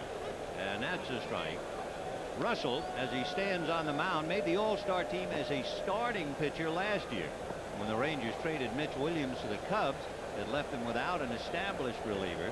And Russell said he wanted the job. Now he's been the big man. Breaking ball in the dirt, swung on and missed. So in a sense, when you see Jeff Russell, you immediately think of Dennis Eckersley. He has now made the All-Star team as both a starter and a reliever. And he comes in trying to get Tony Pena, who's probably more different than any player out there. I think if you talk to these players, they'll tell you about the influence of their father. Tony Pena is the only major league player I've ever heard of who said it was my mother who taught me to play this game. 0-2. Fouled away. Still 0-2. Russell 4-2 with an unrun average under 2. 20 saves for the Texas Rangers. The reason he has become effective, very good 90-mile-an-hour plus fastball, he quit nibbling. He's much more aggressive now. Will go right after the hitter. He used to get behind in the count a lot. He used to ride the ball in the corners. Now he go right after the hitters. You know, you say how good a hitting catcher is Tony Pena. His career average going into this year was 275. Now let's look at some of the others. Gary Carter, 267. Carlton Fisk, 270. Lance Parrish, 257. And he can get a leg hit. Busted bat, ground ball to Mattingly. He'll take it to the bag, and that's that. So Russell saws one off in Pena's hands. No runs, one hit, a man left. And here's another edition of State Farm Rules of the Game. We invite you to join Joe Tripoli at the Anaheim Stadium in Hamburg singing "Take Me Out to the Ball Game." So I take it directly? All right. Okay. Take it directly. All right.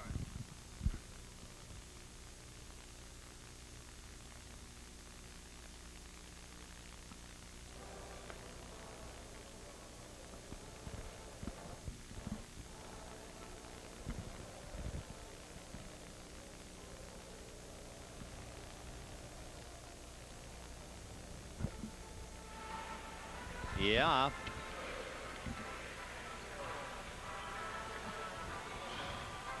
Von Hayes in center.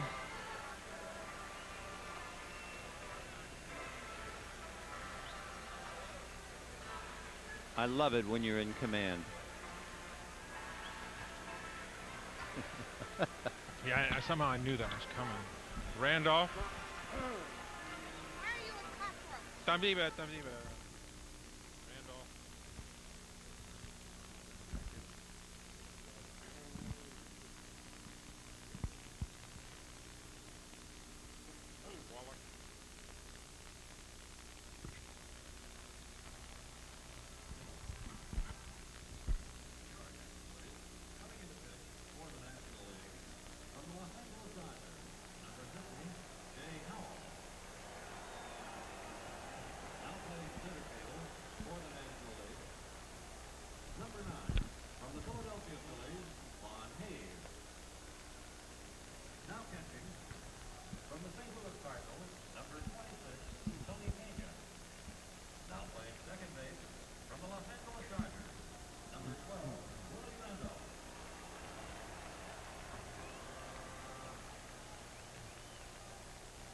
Marv Albert with Bo Jackson, and the Bo Jackson legend continues. First pitch, very first All-Star at bat, and you hit it out. Was there anything in particular you were looking for from Rick Russell? Well, not really.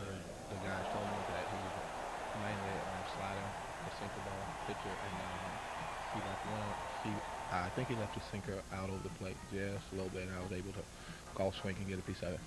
Both 3 years ago, you were struggling in the big leagues, and the same holds true for 2 years back, and there were people doubting that you could do it in both sports.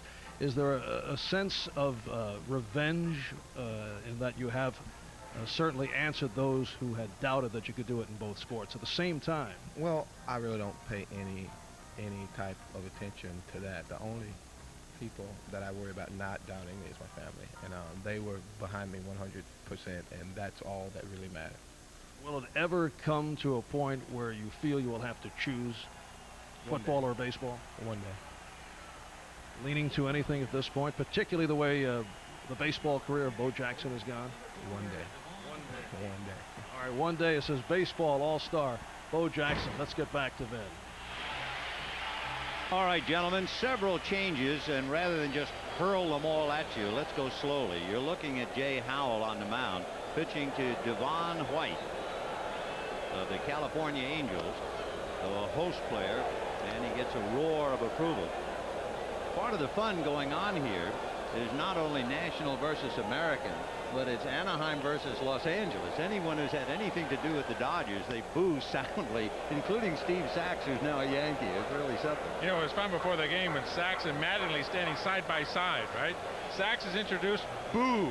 Mattingly from New York, an out-of-towner, hooray, and they cheered him. Ground ball wide to first. Glenn Davis will do it himself. So that's one down. Now let's take a look defensively just to kind of set the picture. We're at that stage of the game. Von Hayes has taken over for Eric Davis in center. Willie Randolph has taken over at second base for Ryan Sandberg. And Tim Wallach has taken over at third for Howard Johnson. Now you saw Tony Pena hit for Socia, and Jay Howell is the 6th National League pitcher. So to keep track of the position player, the American League has 2 players left, and here is Jeffrey Leonard. So that means only Kelly Gruber is out. Leonard hitting for Baines. So Kelly Gruber is the only position player yet to get in the game. Meanwhile, the National League, there are only 2 players on the outside looking in, Vince Coleman and Barry Larkin. Leonard wearing the 0-0, and it seems like yesterday he was hitting a home run against the Cardinals and then running with that flaps down home run trot, remember? Jeffrey Leonard. He decided to go 0-0 because, as he said, his whole career was starting all over again. He's starting from scratch. He went up to play for Jimmy Lefevre up in Seattle, and Jimmy Lefevre had been with Jeffrey Leonard quite a bit. And there's a scouting report on him. We'll jump on the off-speed pitch. In the strike zone. A good in the strike zone hitter. The fastball up. Pitch him hard stuff in off the plate, but he's been a very comfortable player for Jimmy Lefevre. Very good relationship with his manager. Foul ball hit down the right field line, out of play. 2-2 the count on Jeffrey Leonard. You know, you go over and you look at the scouting reports of all the players on both teams side by side as you look at Don Mattingly, the Yankee first baseman, in the on-deck circle. One of the things about scouting reports, and it would apply to virtually every hitter on the field here tonight, a great mistake hitter. On the inside corner for strike 3. Jeffrey Leonard can't believe that off-speed pitch got it, and the plate umpire Jim Evans punched him out. Howell, a good breaking ball starts right at Jeffrey Leonard's left shoulder. You can see his left shoulder would come off there and could not regroup. But you could look at any one of these hitters and the mark of the good hitters, and that's why these guys are all-stars. That's why they are here, that they are good mistake hitters. When they get their pitch to hit, they will not miss it. They won't hit it foul. They won't hit it back on the screen behind home plate. They will put it in play hard somewhere. Mattingly looking for his first All-Star hit. He is 0 for 8 in 5 previous All-Stars. He's a pretty hungry hitter. You know what he says? You know, every time I get up there to hit, they have Fernando Valenzuela or some tough left-hander going to throw against me. He says, maybe I'll get a right-hander, and he does tonight. 1-1. There's that breaking ball. 2-1 the count.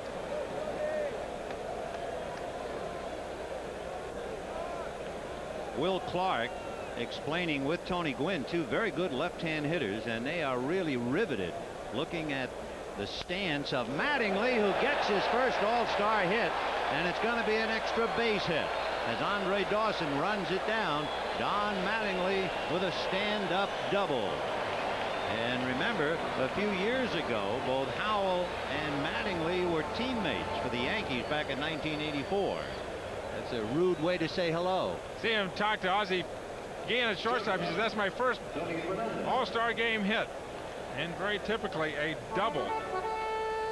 Mattingly last year went to the plate 600 times, 599 times, struck out only 29 times. A great contact hitter, arguably the best hitter the last 5 years in the major leagues. He's got the most RBIs and the most total bases. Here is Tony Fernandez. 1 ball and no strike. We mentioned at the very start of the ball game how baseball has spread so much that of the 56 All-Stars, 6 came from Latin countries. And Tony Fernandez, Julio Franco, and Pedro Guerrero, not only All-Stars, but they're all from the same city in the Dominican Republic. San Pedro de Macorís, fouled away. In the same game in the first week of the year, Tony Fernandez hit a grand slam home run and then was hit in the face by Texas Cecilio Guante. He suffered a broken cheekbone and he missed several weeks. Glad to see he's back, and a great accomplishment to come back and make the All-Star squad.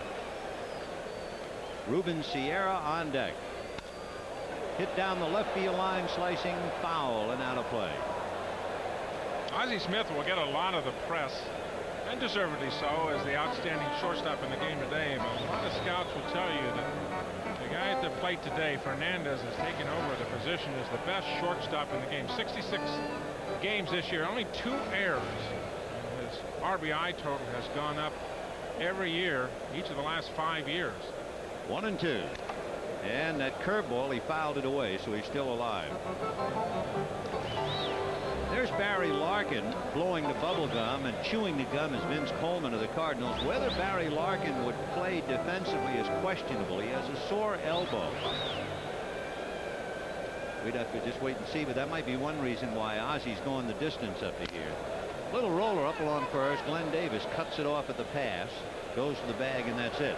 So the American League wastes the double by Mattingly. At the end of 7, it remains American League 5, National League 2.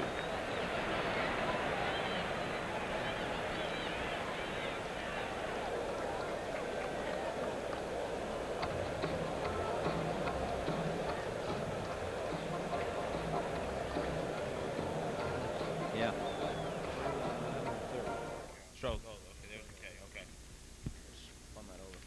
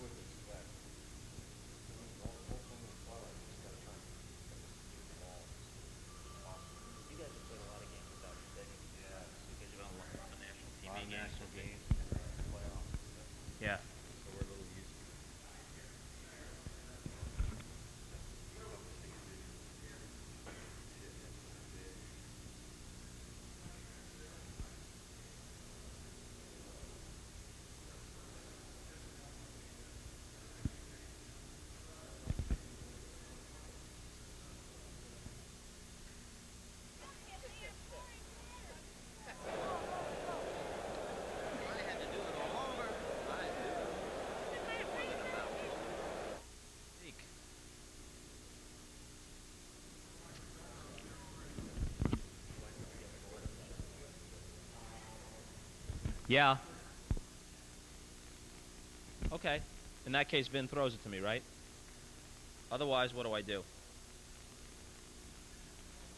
You going to put the action in a box?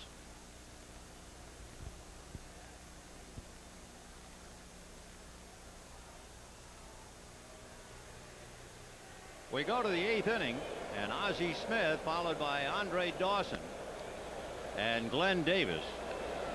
Ozzie single to center, fouled out and grounded out. Ozzie is 1 for 3, facing Jeff Russell, with the Americans sitting on top of a 5-2 lead. That's in there. The corners are up. They're looking bunt, though both Gary Gaetti and Don Mattingly shorten up, and the outfield shaded to left a bit, with Devon White slightly towards left center. No pitch. Ozzie had asked for time and backed out. National League has not had a man pass first base since the first inning. Chopper to Sachs to Mattingly. One away. Quickly, let's go to Bob Costas with Howard Johnson. All right, Vin, Hojo this week, a brand new contract worth $2 million per, and an RBI single in the All-Star game. Not a bad stretch for you. Yeah, it's been an enjoyable week for me. This All-Star game has been a lot of fun. Now here you are in a position with Mike Schmidt retiring where you might be the odds-on to be the starting shortstop for several, rather the starting third baseman for several years for the National League, but they're talking about moving you to shortstop. Now you got a vault over Ozzie and Barry Larkin. I know. I'd rather stay at third, but you know, I was talking to Mike before the game, and it's gonna be tough, you know, not to see him play. But you know, hopefully I can play in a few more All-Star games. Very briefly, is that the feeling you're getting now that you will play shortstop in the second half for the Mets? They haven't told me anything, but I guess they're probably thinking about it, yeah.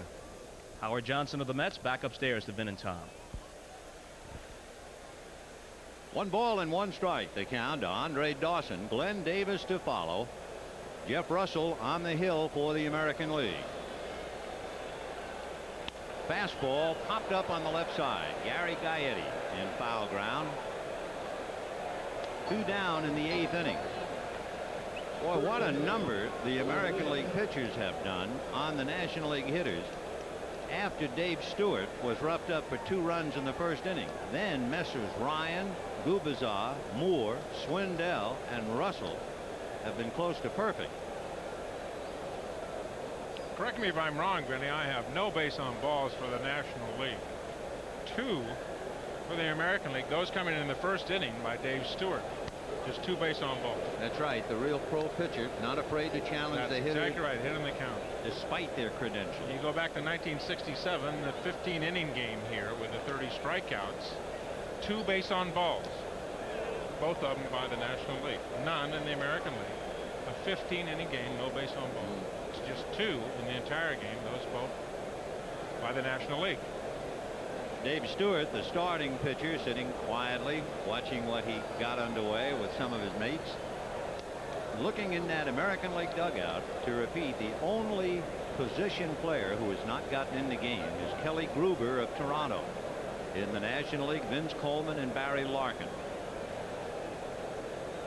There are still several pitchers who could be used.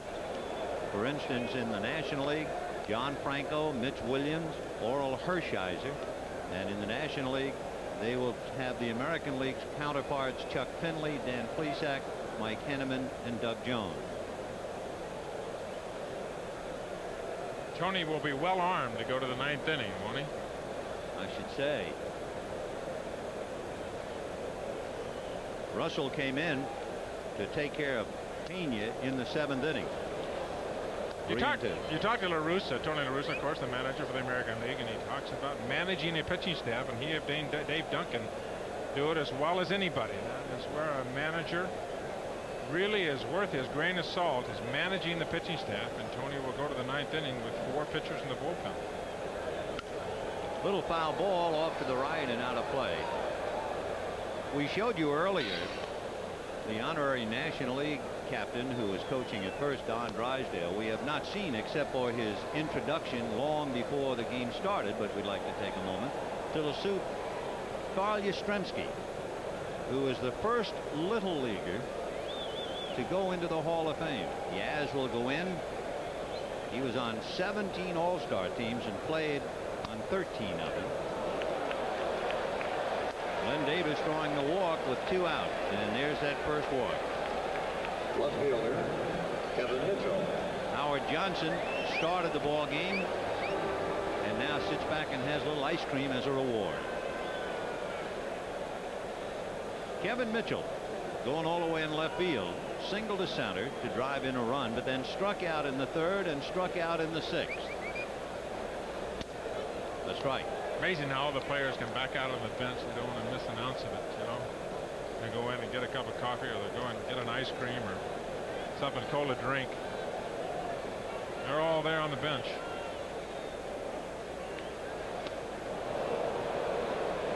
Somebody asked Rick Russell, it's not exactly a tasteful remark, but it tells you the story. Somebody said to Rick, how good is Kevin Mitchell as a hitter? And he said, you don't want to be caught in the John when he's at the plate. And they're all in the dugout to see him rip.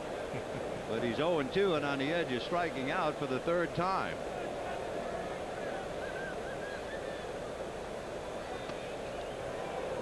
One and 2.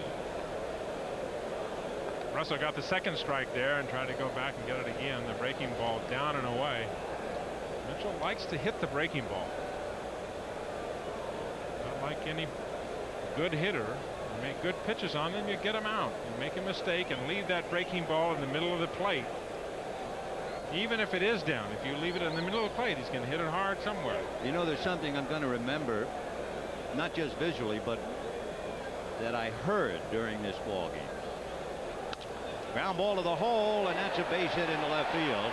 And the National League with runners at 1st and 2nd. It's the first time they've had 2 men on since the 1st inning. It's the first time they've had a runner at 2nd base since the 3rd inning. You know what I'm going to remember hearing? When Bo Jackson was talking about his home run, which went way back in dead center field, he said, quote, I was lucky to get a piece of it. Thank you very much. And Vince Coleman will now run for Kevin Mitchell at first base. Your attention, please. For the National League, running at first base, number 29. Mitchell getting the pitch on the outside part of the plate.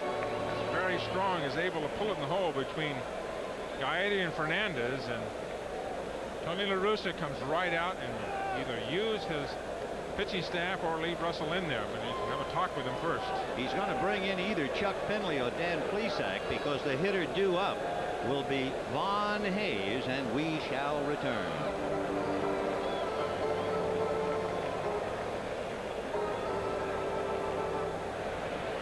Dan Plesac. Yeah.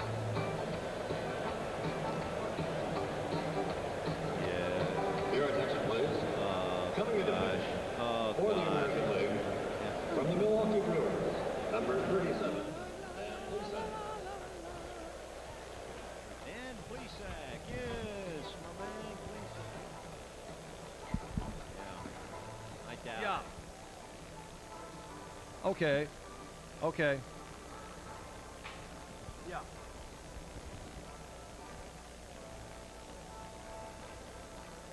I'm dealing with that.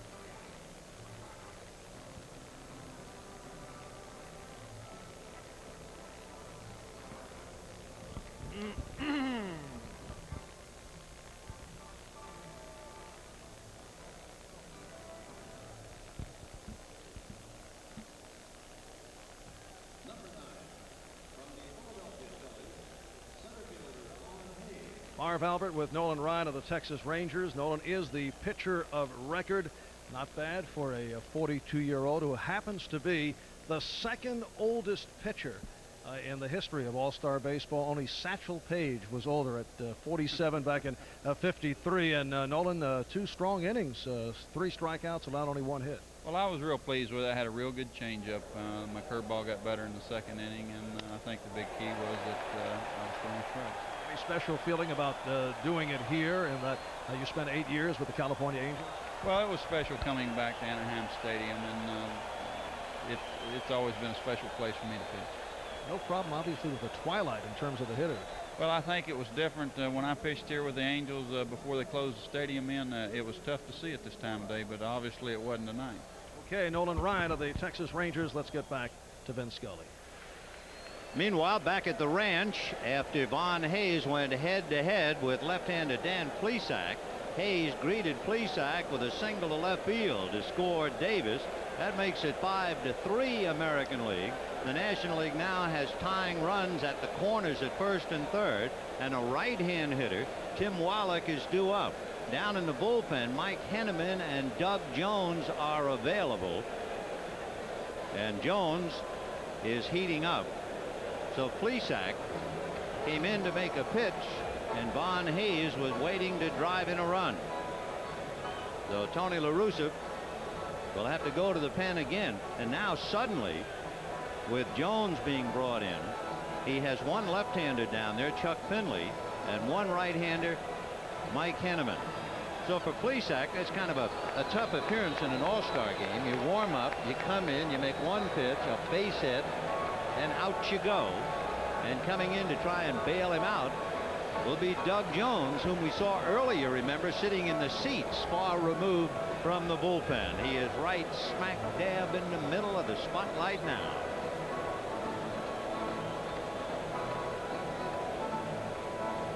Oh, gosh.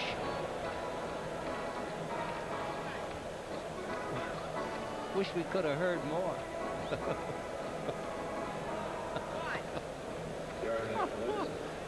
Did Coleman ran for yeah. Mitchell? Uh-huh. Is that right? Yeah. Great flip. I can't help it. I'm sorry. I'm sorry. That's the funniest thing. A long time. I'll How wait. many hits we got there? 2 hits. What do you want? What do you want? Well, it may change now all of a sudden, mightn't it? That's right.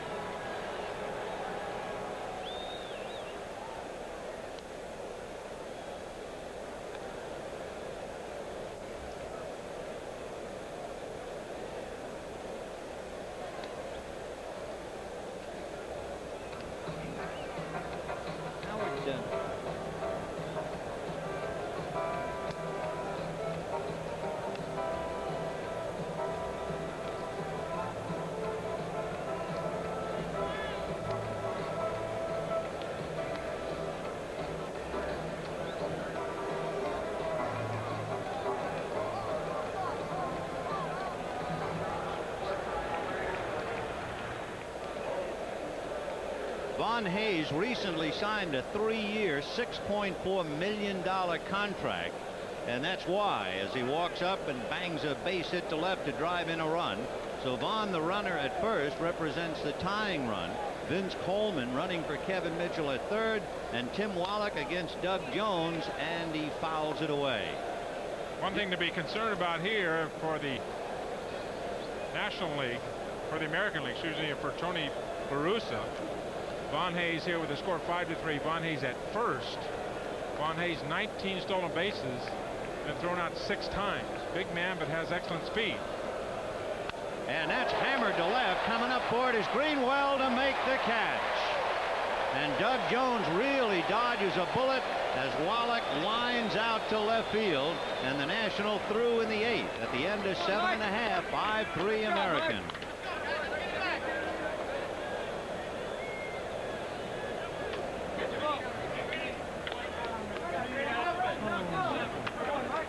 Your left on from the 4th inning on. Do you have him? Vince Coleman's going to left.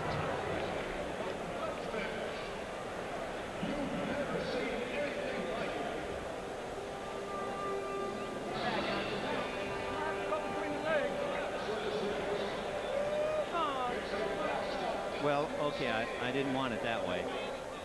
Hello. Hello, Mitch Williams is coming in, fellows.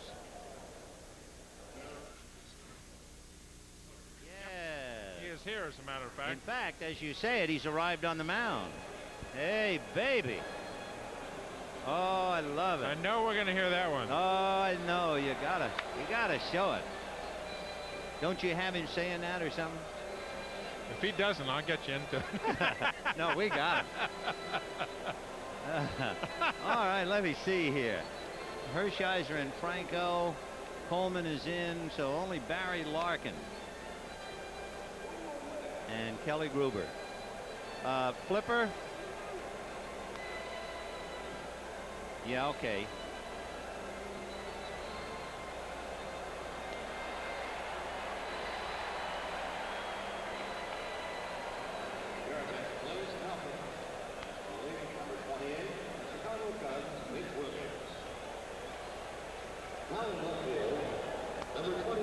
One of the more flamboyant relief pitchers in the game, Mitch Williams of the Chicago Cubs, has come in, and we visited Mitch about how he would describe his style of pitching.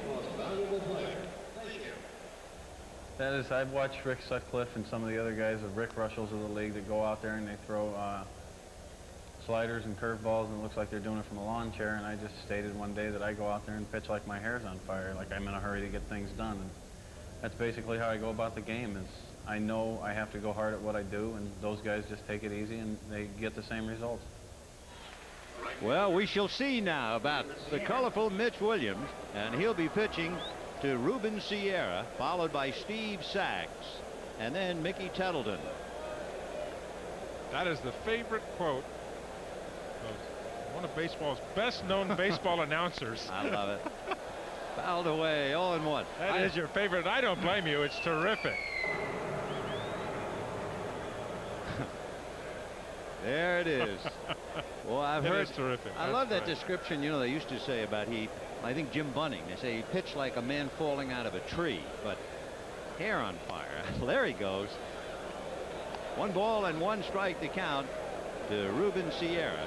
Sierra single to right, single of Will Clark's glove, grounded out, 2 for 3, scored a run, and he has knocked in a run. I don't know how Mitch Williams ever defends against a bunt or a ball just dribbled to the first base side of the mound, because he comes hurtling off and turns his back to the plate. He gets in miserable fielding position. Amazing. That is just his style. You could see the speed gun down in the right-hand corner of fastball, 88 miles an hour, but he just plants that lead leg and stiffens it out and uses it at a fulcrum, just spins right around. And he walks Ruben Sierra to begin matters in the bottom of the 8th inning. He averages almost 6 walks per 9 innings. Vince Coleman, who ran for Kevin Mitchell, stayed in the game, and so Coleman is in left field. That means for the National League, the only position player available is Barry Larkin. For the American League, the only position player is Kelly Gruber. The only pitchers available to Tommy Lasorda are John Franco and Oral Hershiser.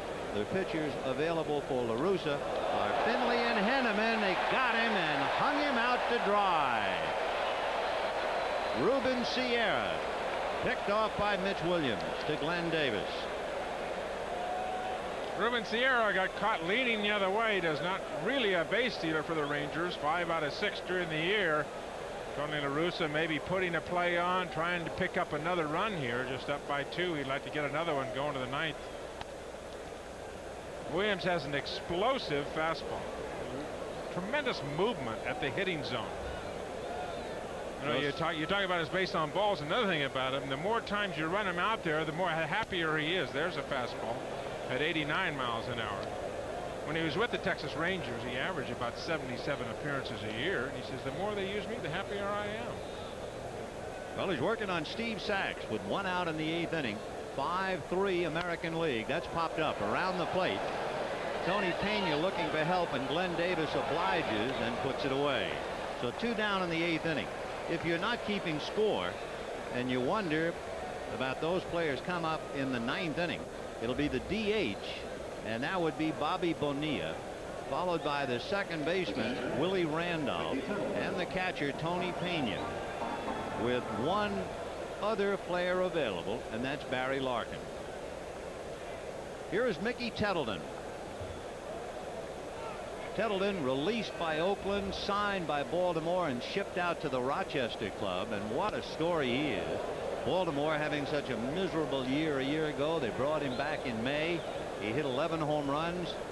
Now suddenly he's a spark plug. He was talking about the fact that a little more than 3 years ago he lost a home run hitting contest at Oklahoma State. He finished behind Pete Incaviglia, Robbie Wine, Gray Green, Doug DeCenso, and a graduate assistant in the home run hitting contest. And now he's one of the big guys in baseball. 20 home runs, 51 RBIs. And of course you could write a book about Mickey Tettleton and the Fruit Loops. 1-2. 2-2. There's the last of the Mohicans. Kelly Gruber is on deck.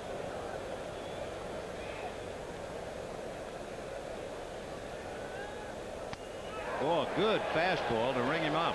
So Tettleton strikes out, and Mitch Williams, would you agree? Did he make it look easy? Does he make anything look easy? We'll be back.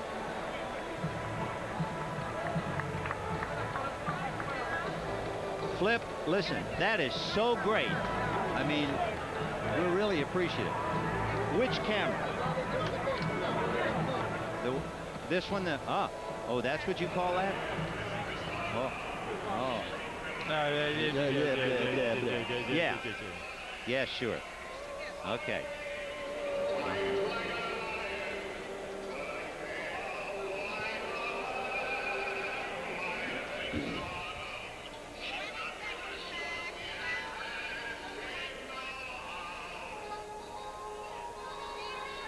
That's what I like, Flip. Simple.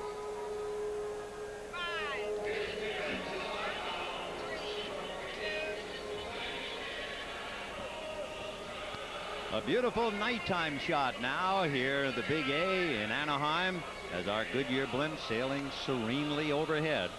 A reminder, this telecast presented by authority of Major League Baseball and may not be reproduced or retransmitted in any form without the express written consent of Major League Baseball. We're going to the 9th inning, 5-3, the American League.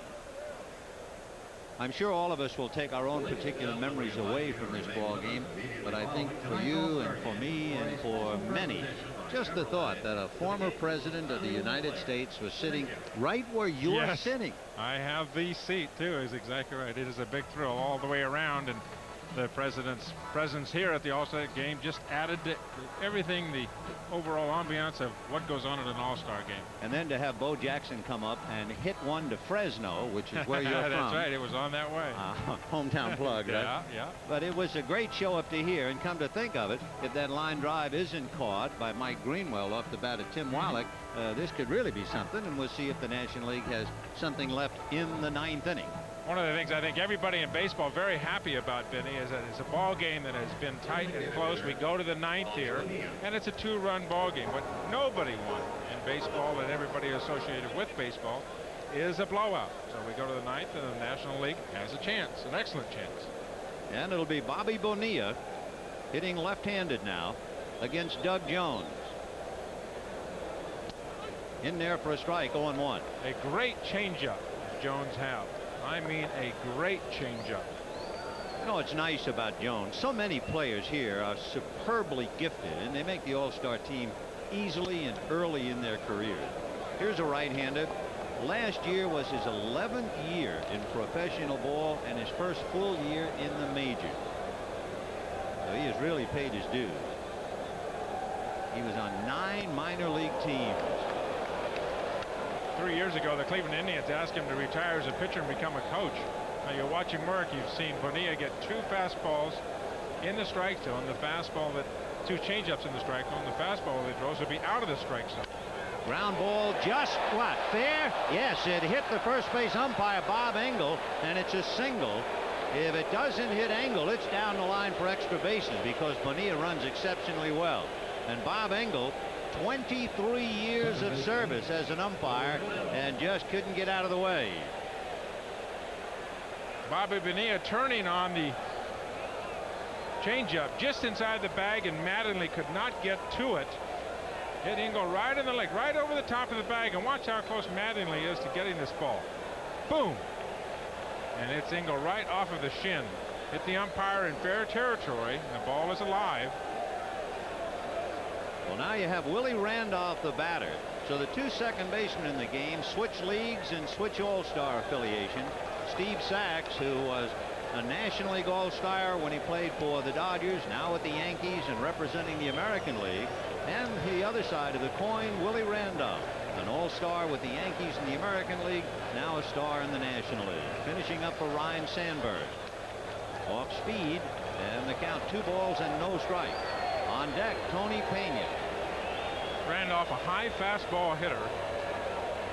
A very patient hitter. He has a big hole to hit through between Mattingly and Sachs. He's grounded into 6 double plays here so far this season. He has one physical problem. That's in there. He was involved in a collision with catcher Damon Berryhill recently over the weekend in Wrigley Field, Chicago. Hurt his neck and could not play Sunday. But he was saying as sore and as hurt as he was on Sunday, he felt he'd be able to play, and here he is tonight. That's a strike. 2-2 the count to Willie Randolph. We're in the 9th. The American League 5 and the National League 3. Oral Hershiser, along with John Franco, are the only 2 pitchers who have not seen service tonight for the National League. Fastball hit down to Sachs, wouldn't you know? The feed to Fernandez, back to Mattingly, too late.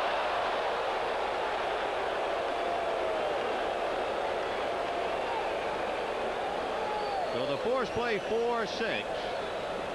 And the Dodger coach, Bill Russell, is now coaching first base for the National League. Big high chopper. That's the reason they could not get 2 on the play. The ball not hit that sharply to Sachs. Sachs made a very good play in the sense of making sure of the lead out in this situation. Instead of being greedy and doing something fancy and taking a chance at getting double play, get the lead out. That's hit right back to the box. Jones goes to Fernandez, back to Mattingly, and that's it. On the double play, the American League shuts down the National and beats him 5-3. So the series now stands 37 wins for the National League, 22 for the American League, and 1 tie. The winning pitcher in Anaheim, and how sweet that is to end the story, Nolan Ryan.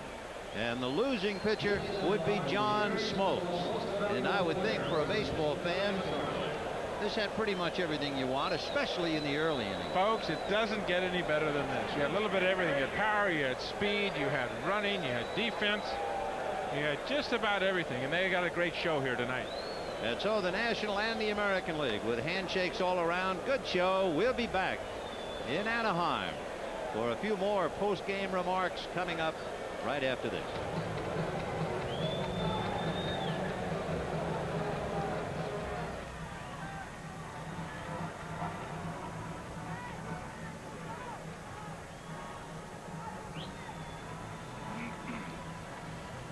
Okay, give me wait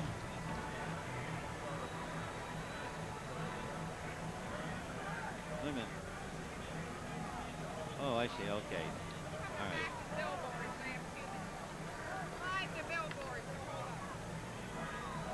What were the totals? The 1989 All-Star Game has been brought to you by Mazda, who invite you to test drive the all-new Mazda Miata. By IBM. How are you going to do it? Yes to it. And by Reebok.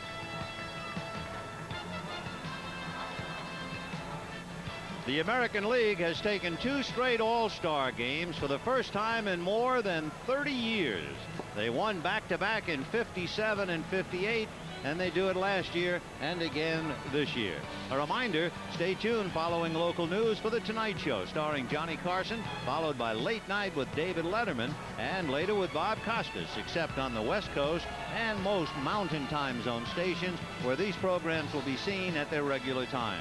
The most valuable player of the 1989 All-Star Game in Anaheim comes as no surprise, Vincent Edward Bo Jackson. And now for Tom Seaver, this is Vincent Edward Scully saying so long from the Big A in Anaheim.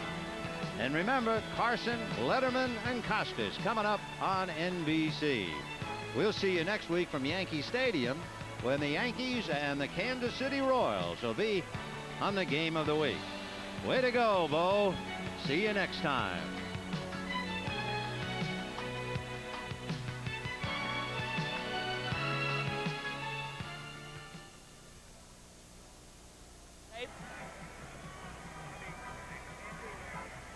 Tape it.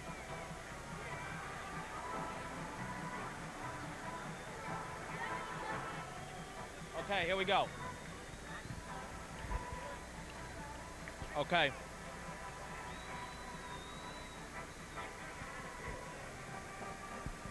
Three, two, okay. All right. The MVP in the American League's 5-3 victory over the Nationals here at Anaheim Stadium is Bo Jackson, who staked his claim early, 1 pitch from Rick Russell. What'd you feel running around the bases, making that statement? Really, it was something that I was thinking about all night. Not the home run, but just trying to get up to get a hit to get on base so we could score runs. Just like I said earlier, I didn't come out to try to do anything that was spectacular, just to come out and play the game and have fun. It's obvious you're a modest man by nature, but do you have some sense of your own growing legend? I don't pay it any attention. I'm a person that likes to live my life one day at a time. I live for the present and the present only. So I don't think about the future or what I did yesterday. The only thing that's important right now is what's going on right now. Other than the home run, what was the most fun about the All-Star experience and meeting the players from the other leagues and hanging around with your peers?